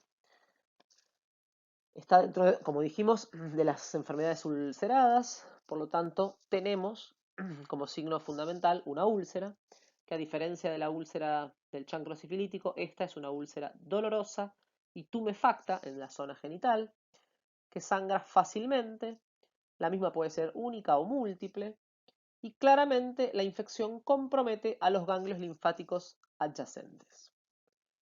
Esos ganglios de la región inguinal afectada pueden drenarse hacia el exterior y secretar pus por allí. En la foto tenemos una lesión a nivel del pene, si ustedes se fijan, en la cara lateral derecha, y a su vez vemos los ganglios de la zona inguinal derecha afectada. El diagnóstico se realiza en forma directa, obteniendo un raspado de la lesión previa limpieza, o bien por aspiración del bubón. El bubón es justamente esa tumefacción por la adenopatía inguinal. El microorganismo, el Haemophilus ducreyi, es muy lábil, por lo tanto se prefiere evitar el medio de transporte y se sugiere sembrar inmediatamente. Se va a realizar un cultivo en medios muy enriquecidos, ya que es un microorganismo exigente. Va a requerir una incubación de 48 a 72 horas en una atmósfera húmeda con dióxido de carbono. Y el examen directo con coloración de Gram nos permite ver, como tenemos allí en la diapositiva, pequeños bacilos Gram negativos o Gram variables finos, pleomórficos. Si ustedes se fijan, se ven allí en las fotos de abajo. Y se pueden ver característicamente formando cadenas, por eso se los llama también como streptobacilos. Allí en la foto superior vemos una coloración de Giemsa, por eso se los ven azules. Con esta coloración de Giemsa nos permite ver mejor las estructuras, pero no distinguimos la característica de Gram, ¿sí? Que en este caso es Gram negativo. Muchas cepas de Haemophilus ducreyi muestran resistencia a varios antimicrobianos, lo cual exige la adecuada vigilancia de la sensibilidad de las cepas clínicas de Haemophilus ducreyi en las zonas donde el chancro blando sigue siendo un importante problema clínico. En nuestro medio no tenemos grandes series de esta patología. Pasamos a otro de los cuadros ulcerativos dentro de las infecciones de transmisión sexual, como es el linfogranuloma venéreo. Este es producido por variedades de Clamidia trachomatis, serobares L1, L2, A y B y L3 invasoras, y tienden a afectar el tejido linfoide. Es una enfermedad con distribución mundial, pero tiene más prevalencia en países tropicales o subtropicales, y hay áreas endémicas como África, en la India, en Asia suroriental y también en algunos sectores de América del Sur y del Caribe. En estas regiones es donde vemos los casos típicos del linfogranuloma venéreo, que se caracterizan por una linfadenopatía inguinal con una lesión primaria asociada o podría faltar, pero se manifiesta inicialmente por una lesión primaria de aspecto herpetiforme y transitoria en los genitales externos, pero en muchos casos esta lesión puede pasar inadvertida. O bien se puede manifestar como una uretritis no gonocóxica aguda en los hombres, o hasta ser completamente asintomática en las mujeres como consecuencia de la infección primaria, por ejemplo en el cuello uterino. Luego, la bacteria migra a los ganglios linfáticos y a menudo da lugar a bubones supurados. En la población de hombres que tienen sexo con hombres, la enfermedad puede comenzar con una proctitis o proctocolitis ulcerosa grave, dolor rectal, exudado sanguinolento e importantes anomalías en la exploración anal, acompañados a su vez de fiebre y linfadenopatías. Las manifestaciones clínicas crónicas de esta enfermedad llevan a la obstrucción de los vasos linfáticos, de drenaje de los genitales y de la zona rectal, con el consiguiente edema. El edema grave de origen linfático se lo considera o se lo llama elefantiasis. Por eso es que, como esta patología afecta al sistema linfático, se la considera una enfermedad sistémica. En la Argentina, hasta el año 2017 no se habían registrado casos confirmados del linfogranuloma venéreo. Probablemente puede ser que haya habido también un subregistro. Pero desde septiembre del 17 hasta julio del 18 se encontraron 33 casos pertenecientes al biobar LGB. Los 33 casos correspondían a pacientes de sexo masculino que tenían relaciones sexuales con hombres. El 90% de este grupo tenía a su vez también diagnóstico de HIV. Las manifestaciones clínicas en realidad fueron variadas. Las más frecuentes fueron úlcera perianal, proctitis, secreción rectal y con menor frecuencia el tumor rectal o endoanal, linfadenopatía inguinal, y solo uno tenía una úlcera genital asociada a secreción uretral. Esto coincide con lo descrito en la literatura acerca de los brotes de Europa y de América del Norte. Lo que hizo el Ministerio de Salud fue mandar un alerta epidemiológico a todos los médicos para que tengamos en cuenta, recordemos y refresquemos esta patología y la valoremos en los casos en los cuales tenemos sospecha clínica, procurando el diagnóstico etiológico de estos, implementar el tratamiento adecuado y realizar la notificación obligatoria a través del Sistema Nacional de Vigilancia de la Salud y el control de los contactos para poder llevar la cuantificación de estos casos. Cuando querramos hacer el diagnóstico microbiológico del linfogranuloma venéreo, tenemos que tener en cuenta nuestras muestras, que podrán ser un hisopado rectal, un aspirado de ese bubón o del ganglio infectado, o un hisopado de la úlcera más el exudado endocervical, uretral, o en el caso de los hombres podríamos usar también el primer chorro de orina. A estas muestras les vamos a hacer como técnicas diagnósticas una PCR y luego un cultivo en líneas celulares que distinga las serovariedades. Recordemos que la clamidia es un germen intracelular, por lo tanto, para cultivarlo necesito el cultivo en líneas celulares. El linfogranuloma venéreo tiende a producir una respuesta inmunitaria humoral importante, ya que es una enfermedad sistémica, y se ha utilizado la prueba de microinmunofluorescencia, pero aunque se detectan títulos de anticuerpos mayores a 1 en 256, posee gran reactividad cruzada. Por lo tanto, no está aconsejada para el diagnóstico. Aquí tenemos el algoritmo diagnóstico del linfogranuloma venéreo. Esto se hace hoy en día en nuestro país a partir de ese alerta epidemiológico que les comenté recién, que surgió en el 2018, donde una vez que tenemos un paciente con la clínica descriptante, ¿sí? La proctitis o la linfoadenopatía inguinal o femoral o bubones o úlceras genitales, anales y o rectales, se constituye el caso sospechoso. A partir de allí usamos alguna de las muestras comentadas y hacemos allí el test para clamidia trachomatis por PCR o cultivo. Si esto me da negativo, descarto el linfogranuloma, pero tengo que pensar las otras etiologías. Y si esto me da positivo, lo considero un caso probable, lo derivo a un laboratorio nacional de referencia para identificar serovariedad y genotipo. Y en el caso de que esto me dé positivo para L1, L2, L3, confirmo el caso y pasa a sumar para la vigilancia epidemiológica. En el caso de que esto sea negativo, obviamente lo descarta.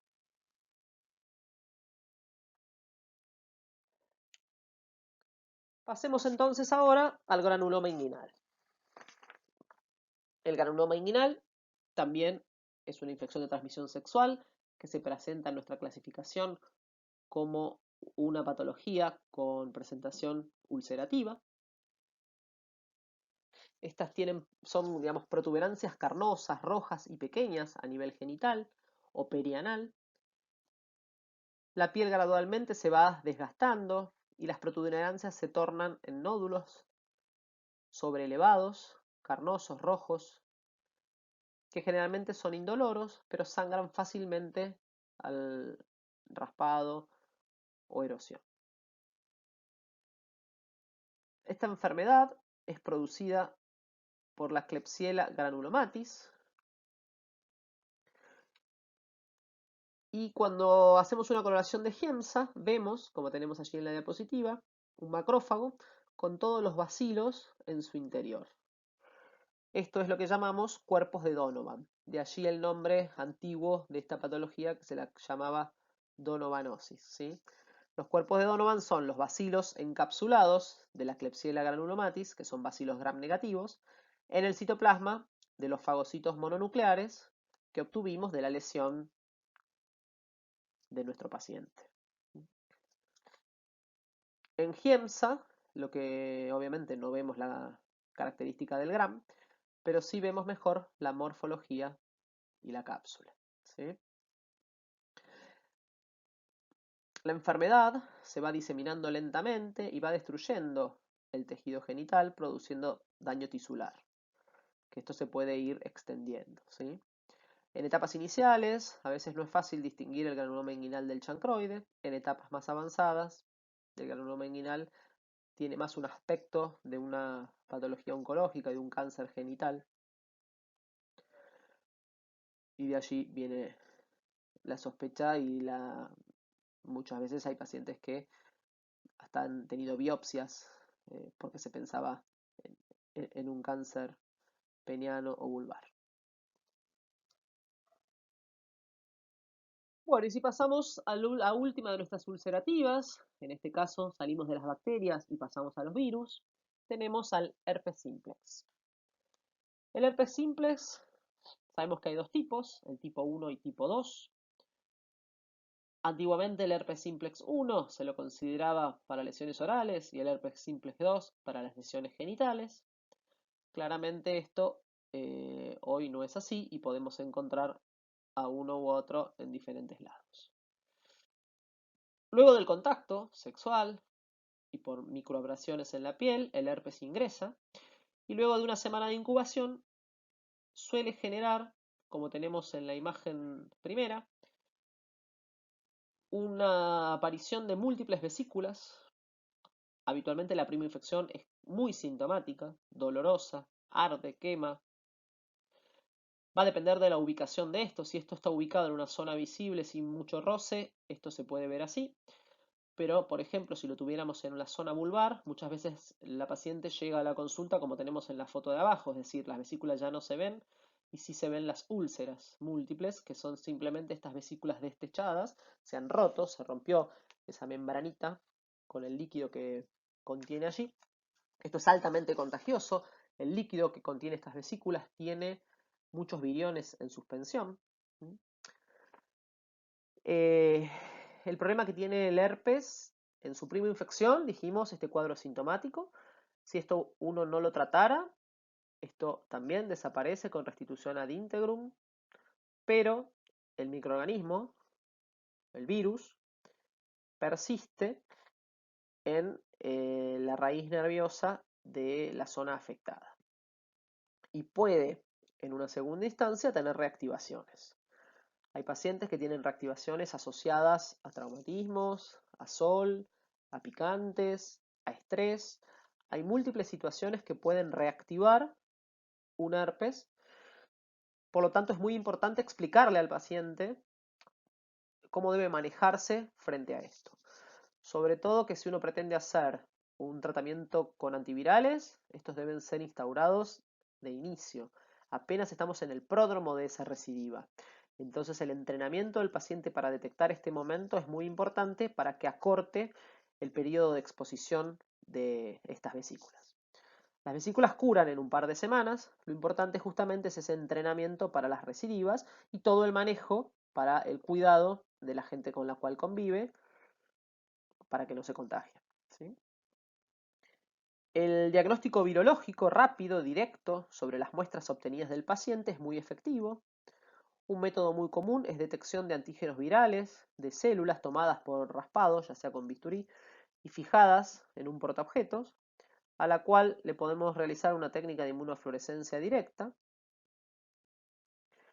Y también podemos hacer el llamado citodiagnóstico de Zank, que es una coloración con Giemsa, que lo que hacemos en realidad es ver el efecto citopático de acantólisis producida por la afectación viral sobre la célula epidérmica y vemos esas importantes células multinucleadas con inclusiones eosinófilas intranucleares,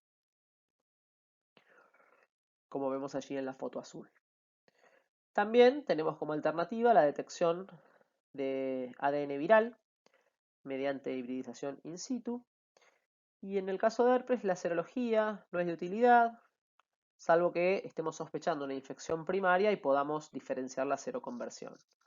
Tenemos negativo, clínica y se positiviza, pero no, esto no es tan sencillo. Aquí tenemos el diagnóstico, en resumen, mejor dicho, del diagnóstico de las diferentes infecciones de transmisión sexual ulcerativas. Así podemos dar paso a las proliferativas.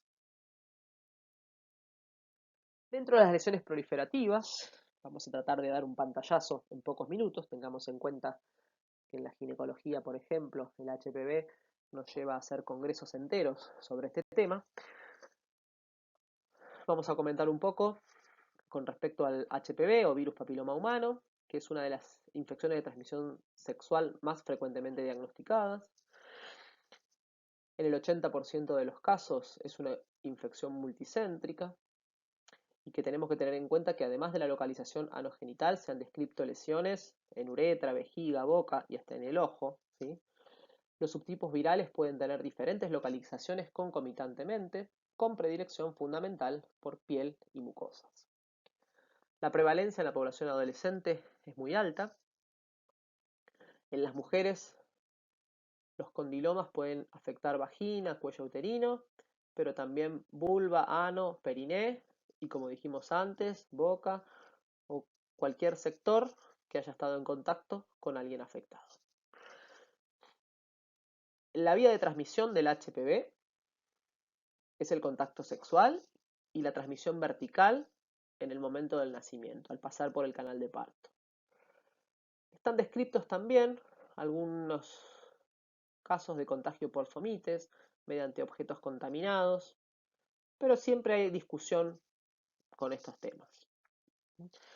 Acá tenemos en las diapositivas, si ustedes se fijan, en la foto de arriba tenemos una verrugas, ¿m? llamados condilomas, ¿sí? A nivel perianal. Fíjense que hay importantes condilomas a nivel perianal. Y en la foto de abajo tenemos condilomas a nivel del pene. Como también dijimos antes, muchas veces la ubicación de esto, cualquiera de estos dos casos, está visible, el paciente consulta, pero muchas veces en el caso de la mujer, fundamentalmente, hay lesiones por HPV que se encuentran en el cuello del útero o en vagina, que por ser no producir sintomatología alguna y no verse, hacen que uno no haga el diagnóstico y estas pacientes, además de poder transmitirlo, tienen una patología con base oncogénica que puede, dejado a su libre evolución, en algunos casos, por suerte en el menor porcentaje, pero en algunos casos, avanzar y desarrollar una patología oncológica asociada justamente a esta capacidad oncogénica del HPV. Recordemos que el HPV podría producir o está asociado o es el agente causal del virus, del cáncer de cuello uterino, pero también se asocia al cáncer de vagina, de vulva, de ano, de periné, de pene, de boca, en fin. O sea que esa potencialidad oncogénica es para cualquier sector en donde tengamos la lesión proliferativa. Tenemos diferentes tipos de HPV, más de 90, de los cuales fíjense que el 75% de la población con vida sexual activa está infectada para HPV, pero tenemos la suerte de que la mayoría no lo tiene manifestado, por lo tanto tienen que ver con el tema epidemiológico, pero no con la patología en sí misma, ¿sí?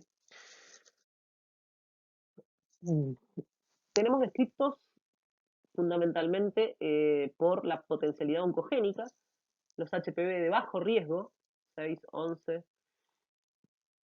fundamentalmente, más todos los que tienen allí anotadas, y de alto riesgo, 16, 18. Por lo general, estos HPV de bajo riesgo son los más frecuentes como produciendo condilomas en genitales externos, el 6 y el 11.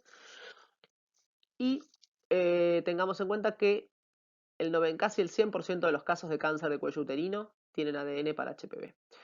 Por lo tanto, el HPV es una condición necesaria para el desarrollo neoplásico. No es suficiente, pero sí es necesaria. Si nosotros lográramos erradicar el HPV del mundo, erradicaríamos el cáncer de cuello uterino. Pero no así los otros cánceres que comentábamos recién, vagina, vulva, ano, pene, en fin, porque estos tienen un alto porcentaje asociado al HPV, pero no son los únicos. O sea que esos cánceres disminuirían, pero no se eliminarían. Por suerte, surgió una vacuna ya hace varios años. Por supuesto, como en la mayoría de las vacunas, no es lo mismo la vacunación en la Argentina que fuera de él. Estamos en el medio, siempre hay países mejores y países peores, perdón. En nuestro caso, tenemos una vacuna disponible bivalente, es decir, que cubre dos tipos, que son el 16 y el 18, o sea, los dos más prevalentes en cáncer de cuello uterino. Y tenemos una vacuna cuadrivalente que cubre 6, 11, 16 y 18. Es decir, cubre para prevención de condilomas y de cáncer de cuello uterino. Actualmente en el mundo ya existe una vacuna nonavalente que aumenta varios 5 tipos más de los HPV de alto riesgo en su composición, pero actualmente en nuestro país esta vacuna no está disponible. En el 2011 se inició la vacunación a las niñas de 11 años, es decir, que a partir de los niños nacidos en el 2000 comienza a haber, a partir de los 11, cuando esos chicos cumplieron 11 años, comenzaron a vacunarse. En el 2017 se agregaron los varones, los nacidos a partir del 2006. Esto significa que, obviamente, para ver respuesta de disminución de la vacuna esta, en realidad a lo que apunta es a disminución de cáncer de cuello uterino, fundamentalmente, y también condilomatosis genital.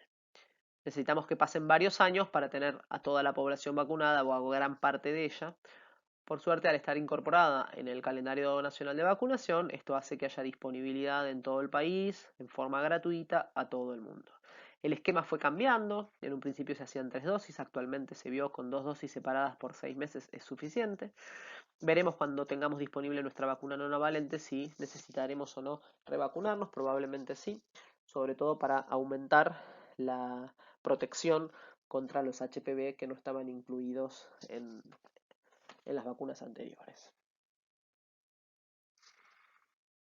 Hay países en los cuales la vacunación ya lleva muchos años, por ejemplo Australia, y ellos realmente han demostrado la disminución de la incidencia de cáncer de cuello a valores muy interesantes. Bien, vamos a hacer el diagnóstico de HPV. ¿Cómo lo hacemos? ¿Por serología? No. Si bien se encuentran en desarrollo una gran variedad de pruebas serológicas para detectar anticuerpos contra el HPV, las perspectivas son prometedoras, pero por el momento en la práctica clínica actual no son útiles. ¿Podemos diagnosticar el HPV haciendo un aislamiento viral en cultivo? No, porque el HPV no es cultivable, ya que necesita la arquitectura de la piel o de la mucosa para su ciclo de replicación. ¿Podemos hacer el diagnóstico de HPV por un estudio citohistopatológico? Sí. Esta es la manera en la que podemos diagnosticar hoy a la infección por HPV. Por medio de una colposcopía o de una penescopía, utilizando citología o histología, podremos encontrar a la alteración celular en, por ejemplo, el Papa Nicolau, donde vemos la célula descamada del cuello uterino con el coilocito, que es la vacuola perinuclear característica y patognomónica de la infección de esas células por HPV. Cuando hablamos de citología, estamos hablando de diagnóstico por células, por ejemplo, el Papa Nicolau. Cuando hacemos una biopsia, podemos o debemos confirmar ese diagnóstico citológico por una biopsia haciendo el estudio histopatológico, donde vamos a ver la infección por HPV, cuánto del espesor del epitelio compromete, y en función de esto haremos el tratamiento adecuado. El diagnóstico entonces de la lesión por HPV va a ser por histología. En el caso de pacientes con verrugas, nosotros podemos hacer a los condilomas una biopsia y también encontramos la afectación por HPV. Nuestro anatomopatólogo nos hará el diagnóstico de certeza de infección por HPV. Cuando hablamos de muestras para diagnóstico videológico, esto está desarrollándose mucho en este momento, hay cada vez más avance de todo esto. Podemos usar como muestras clínicas las células, ¿sí? Ya sea por hisopado o principalmente por cepillado, o podemos utilizar una biopsia de tejido fresco o fijado, incluso si está embebido en parafina. Lo que podemos hacer allí es técnicas que no requieren la amplificación génica por medio de PCR, como por ejemplo la hibridización in situ, que nos permite identificar al ADN viral en cortes histológicos o en células fijadas sobre los portaobjetos.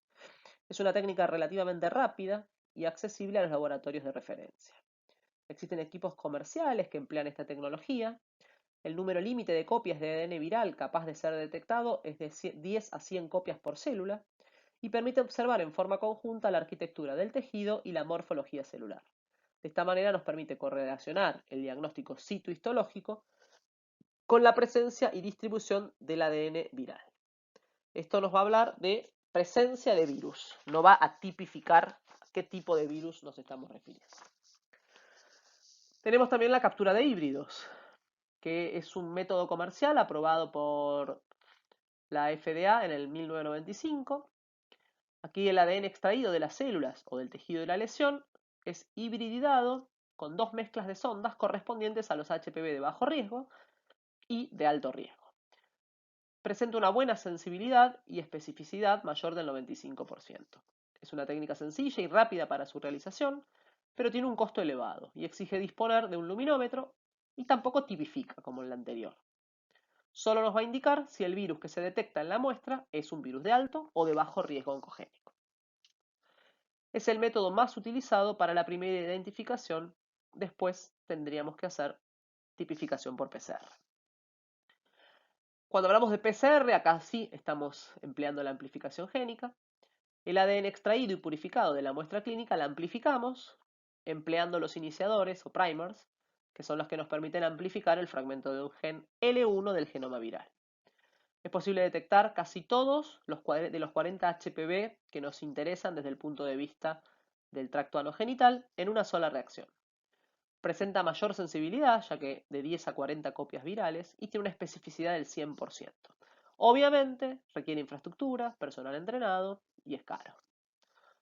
Se puede realizar empleando diversas estrategias metodológicas, como la PCR más secuenciación, actualmente este es el más utilizado, y permite detectar la mayoría de los tipos.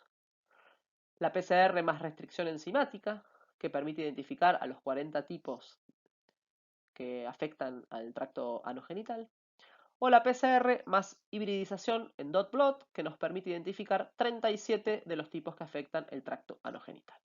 Como les dije, todo esto que tiene que ver con el diagnóstico virológico, detección y tipificación, tiene un auge en el mundo. Por suerte en la Argentina, el Instituto Nacional del Cáncer con el Ministerio de Salud, ya en varios lugares de nuestro país están haciendo la toma de Papa Nicolau y la toma para captura de híbridos simultáneamente. Si la captura de híbridos da negativa para HPV, directamente ni se lee el Papa Nicolau ni se hace colposcopía. Si la captura de híbridos da positivo, en ese caso sí, se lee el Papa Nicolau y se remite a la paciente para la colposcopía.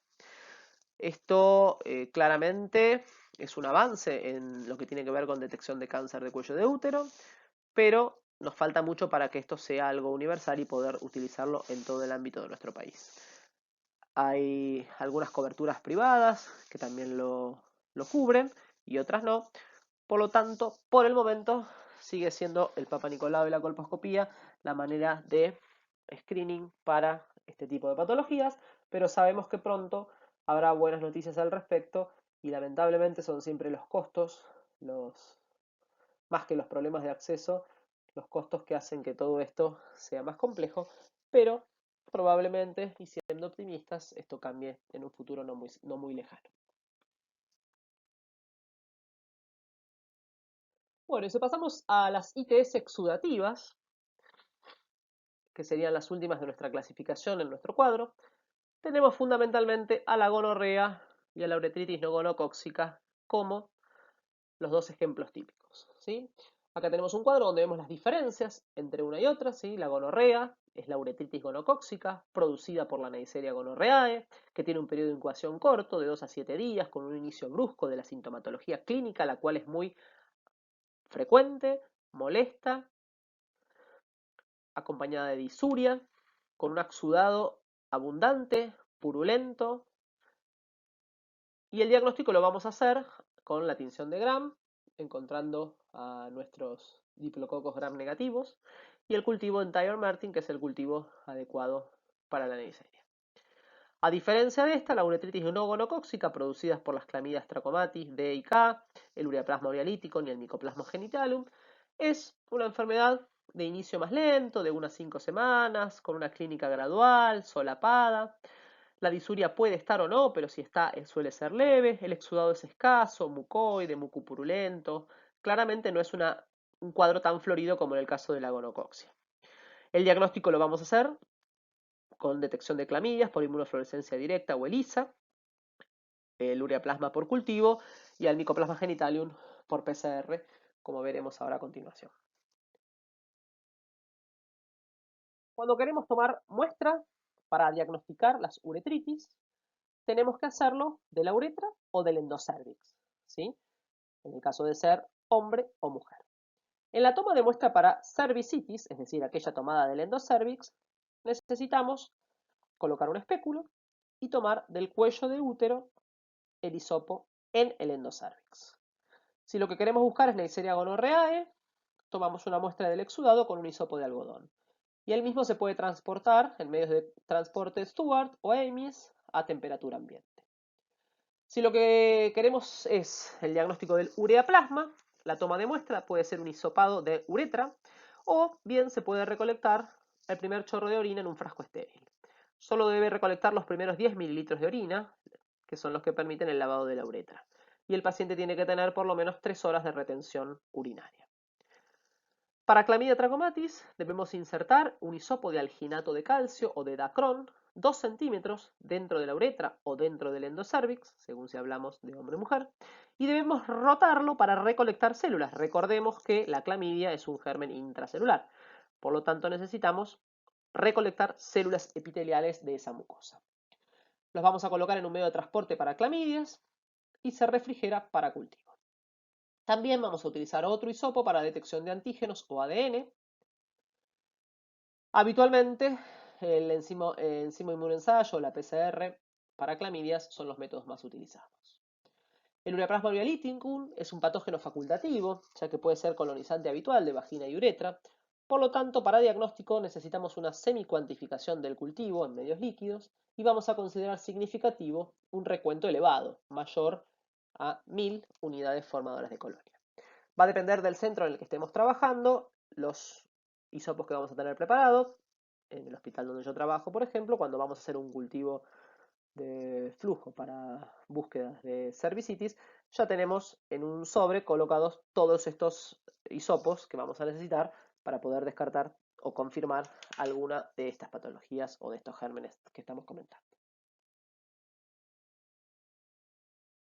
Si lo que queremos diagnosticar entonces es la Neisseria gonorrheae, tenemos que tener en cuenta, aquí en la foto, tenemos una tinción de Gram, donde vemos a los diplococos Gram negativos extra e intracelulares, esto viene es orientativo de Neisseria gonorrheae, y abajo tenemos la foto del cultivo del agar de Tiger Martin, y al costado las pruebas bioquímicas que permiten la identificación. No nos olvidemos del antibiograma. El examen directo lo hacemos con la coloración de Gram, el diagnóstico clínico precoz y la confirmación rápida mediante el examen directo del exudado uretral serán de importancia para instaurar el tratamiento. La coloración de Gram de un exudado uretral masculino tiene una sensibilidad de un 98% y una especificidad cercana al 100%, utilizando al cultivo como método patrón. La observación de los diplococos Gram negativos intracelulares es característica de la uretritis gonocócica y confirma el diagnóstico en un hombre sintomático. Para hombres con infección asintomática, la sensibilidad del examen directo disminuye el 50%. Por lo tanto, se debe realizar cultivo sí o sí. Este método no es recomendado para diagnóstico rápido en mujeres por la baja sensibilidad del directo de secreción uretral o endocervical. Un alto porcentaje de los exámenes directos del exudado endocervical dan falsos negativos y ocasionalmente pueden dar falsos positivos. El examen directo es de utilidad como complemento del cultivo, pero tiene una baja sensibilidad, 50 a 70% para gonorrea no complicada y 60 a 70% cuando se asocia a enfermedad pelviana inflamatoria. Por lo tanto, el cultivo es el método aconsejado para el diagnóstico de la cervicitis por Neisseria gonorrheae, a diferencia del diagnóstico de uretritis gonocócica en el hombre. La sensibilidad del directo de muestras extragenitales, como podría ser por ejemplo el líquido articular o una lesión en piel, etc., es baja.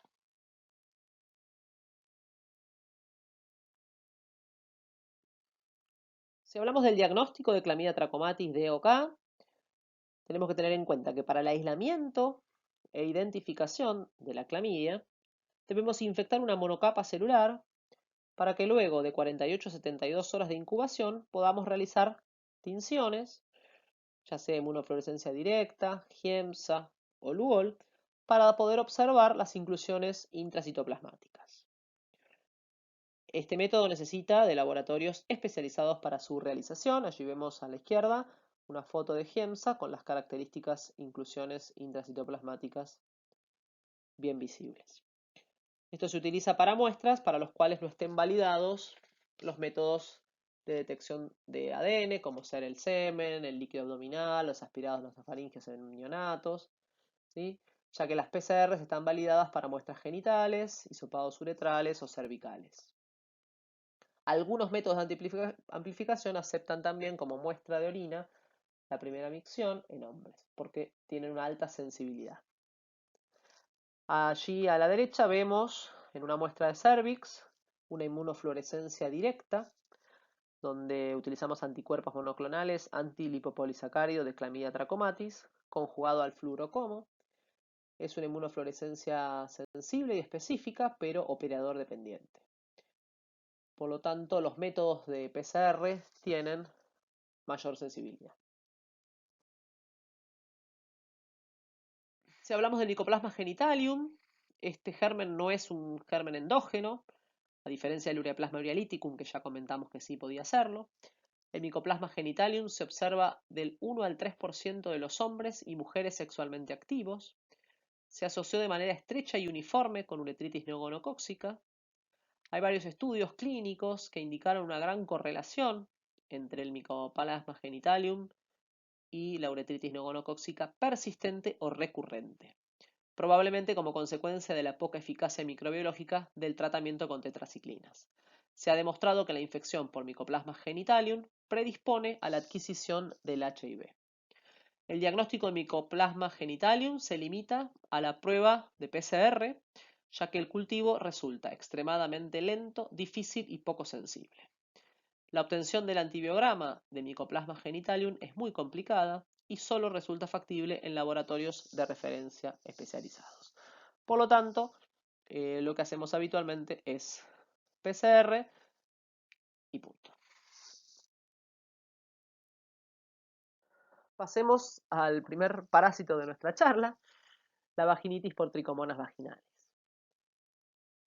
La tricomoniasis se transmite por contacto sexual y vamos a hacer el diagnóstico por un examen en fresco de secreciones vaginales, donde vamos a observar a los trofozoitos con los movimientos rápidos característicos de tricomonas vaginales debido a sus flagelos y al movimiento de la membrana ondulante.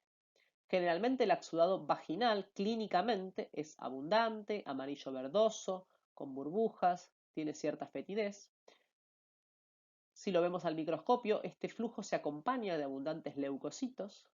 Clínicamente tienen también disuria. La tricomoniosis en hombres raramente causa síntomas, aunque el parásito vive y se multiplica en él. Por lo tanto, el tratamiento de esta infección deben realizarlo ambos miembros de la pareja.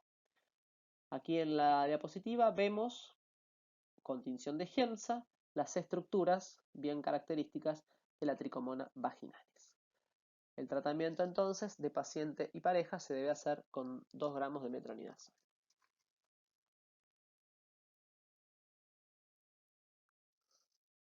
Aquí tenemos las características clínicas de la tricomonas vaginalis, donde vamos a tener macroscópicamente un flujo amarillento, amarillo verdoso, fétidos, con burbujas, con un pH vaginal mayor a 4,5. Recordemos que el pH vaginal normal habitual es menor a este número. La prueba de aminas es positiva, aunque podría ser negativa, pero habitualmente es positiva.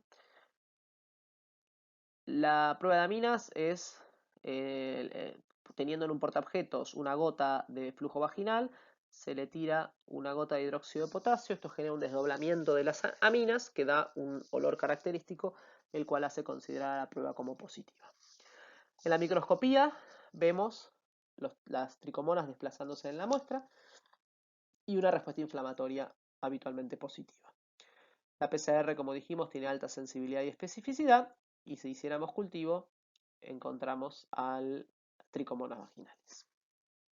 En la foto de la izquierda vemos el flujo, justamente burbujeante, como comentábamos recién, que se visualiza en el cuello uterino con la colocación de un espéculo.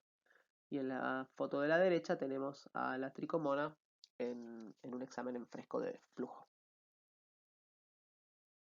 Pasemos a la vaginosis bacteriana. La vaginosis bacteriana en realidad no es un ITS, por eso es una vaginosis y no una vaginitis, ya que no hay una respuesta inflamatoria, porque es una patología endógena como consecuencia del desequilibrio del ecosistema vaginal.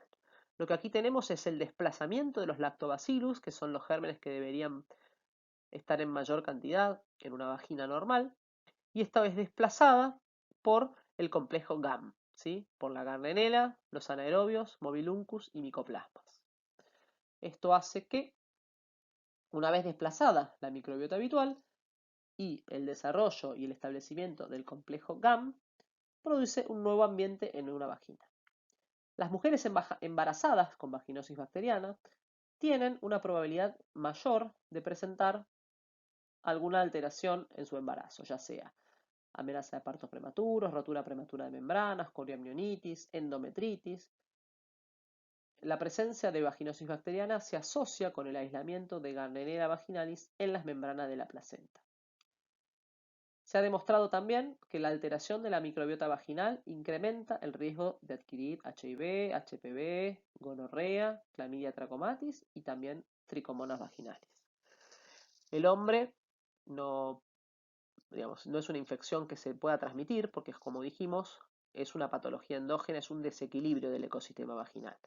Por lo tanto, en el hombre podríamos aislar Gardnerella vaginalis, pero en sí no constituye una patología en él. Por lo tanto, el tratamiento de la mujer con vaginosis bacteriana se hace exclusivamente de la mujer. No hace falta hacer tratamiento en el hombre. En mujeres que vayan a tener, por ejemplo, cirugías de prolapso o cualquier cirugía de la zona genital, vulvar, vaginal, debería uno antes hacer el diagnóstico de vagina sana, descartando la presencia de una vaginosis. Aquí tenemos a mano izquierda una célula epitelial, bien desplegada, rosada, con lactobacillus en un flujo normal. A la derecha tenemos una célula epitelial absolutamente invadida y tachonada por Gardnerellas vaginalis. Esto es lo que se llama clue cells.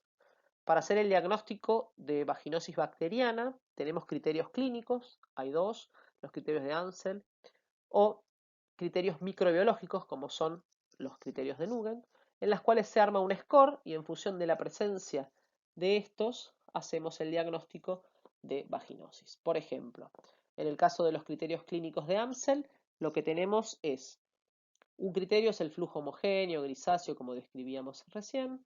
Otro, la presencia de las clue cells en el preparado con Gram. Otro, el test de aminas positivo. Y el otro, el pH vaginal mayor a 4,5. Con 3 de estos 4 criterios positivos, hacemos el diagnóstico de vaginosis bacteriana. En el caso de los criterios de Nugent, son criterios microbiológicos que quedan destinados al laboratorio. Si queremos diferenciar lo que es un flujo vaginal normal de la vaginosis, de la vaginitis tricomoniásica, la candidiásicas, por empezar recordemos que la tricomona es considerada una enfermedad de transmisión sexual, en cambio la vaginosis y la candidiasis no. Cuando hablamos de una vagina normal, tenemos una secreción, un flujo translúcido, blanquecino, viscoso, inodoro. Esto es la expresión de la liberación de mucosidad por las células cilíndricas del cuello uterino. Esto también se suma a las secreciones de las glándulas que se encuentran en la zona genital. Esto se modifica la mucosidad en el transcurso del ciclo sexual de la mujer. No es lo mismo en la etapa preovulatoria que postovulatoria, en la etapa menstrual, en la menopausia. Esto varía en función de la edad de la mujer y del momento de su ciclo. El pH normal de la vagina es menor a 4,5. Si hiciéramos un test de aminas, este daría negativo. Microscópicamente no habría respuesta inflamatoria y claramente estaría todo representado por células epiteliales y lactobacillus, como vimos hace un ratito en la foto de la izquierda. Si hiciéramos un cultivo, encontraríamos flora habitual. Si hablamos de vaginosis bacteriana, recuerden que no es una infección de transmisión sexual. Como secreción tendremos un flujo blanco grisáceo, parduzco, homogéneo, adherente fétido, habitualmente no muy abundante. El pH es mayor a 4,5 o 5, el test de aminas es positivo, no hay respuesta inflamatoria, y en la microscopía lo que veríamos además es el desplazamiento de esos lactobacillus y la presencia de las clue cells. El cultivo no es necesario, ya que la presencia de Gardnerella vaginalis no nos está hablando de vaginosis bacteriana, ya que la Gardnerella se puede encontrar en una vagina normal. Lo que importa son las proporciones en esa flora vaginal. Si hablamos de vaginitis tricomoniásica, sí considerada infección de transmisión sexual. El flujo es amarillo o amarillo verdoso, con burbujas, abundante y fétido, con un pH alto de 4,5 o 5. El test de aminas habitualmente positiva.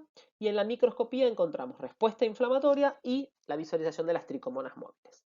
En el caso de cultivo no estaría indicado, solo para casos refractarios deberíamos hacerlo y encontraríamos la tricomona.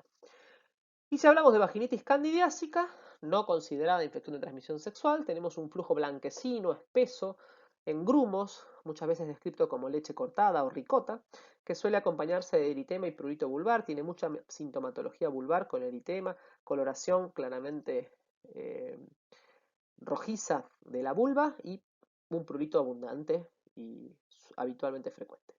El pH es normal, el test de aminas es negativo. En la microscopía habitualmente no hay respuesta inflamatoria y podemos encontrar los blastosporos o pseudohifas características de la cándida. En el cultivo, que tampoco estaría indicado en una candidiasis como primer episodio, ¿sí? Lo que nos permitiría el cultivo es determinar qué especie de cándida, si es albicans, glabrata o cuál, pero estaría, como dijimos, determinado específicamente para casos recidivantes o resistentes a los tratamientos para que podamos por ahí valorar si es realmente la cándida albicans la que se encuentra o alguna otra. La albicans es la más frecuente y también podríamos ver si hay eh, alguna sensibilidad antibiótica distinta, antimicrobiana en realidad. Bien, cuando hablamos de infecciones de transmisión sexual, recuerden que en la mayoría de los casos el diagnóstico de los signos y síntomas es presuntivo y es orientativo, pero requerimos siempre la confirmación de nuestro laboratorio microbiológico. Tenemos que tener en cuenta que cuando uno diagnostica una infección de transmisión sexual, tenemos que valorar conductas de riesgo. Muchas veces las infecciones de transmisión sexual vienen acompañados, ¿sí? Un paciente que tiene sífilis puede tener también HIV, hepatitis B o gonorrea. Tenemos que tener en cuenta que en las infecciones de transmisión sexual, en la mayoría de ellas, tenemos que hacer el tratamiento de la pareja sexual, ¿sí? O mínimamente el control o el diagnóstico o la búsqueda o descartar la patología en su pareja.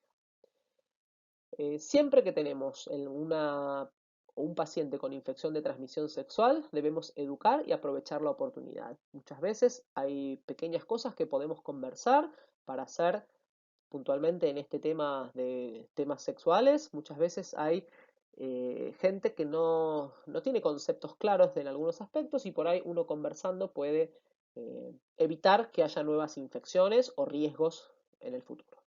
Por lo tanto, siempre que diagnosticamos una infección de transmisión sexual, debemos pesquisar las otras.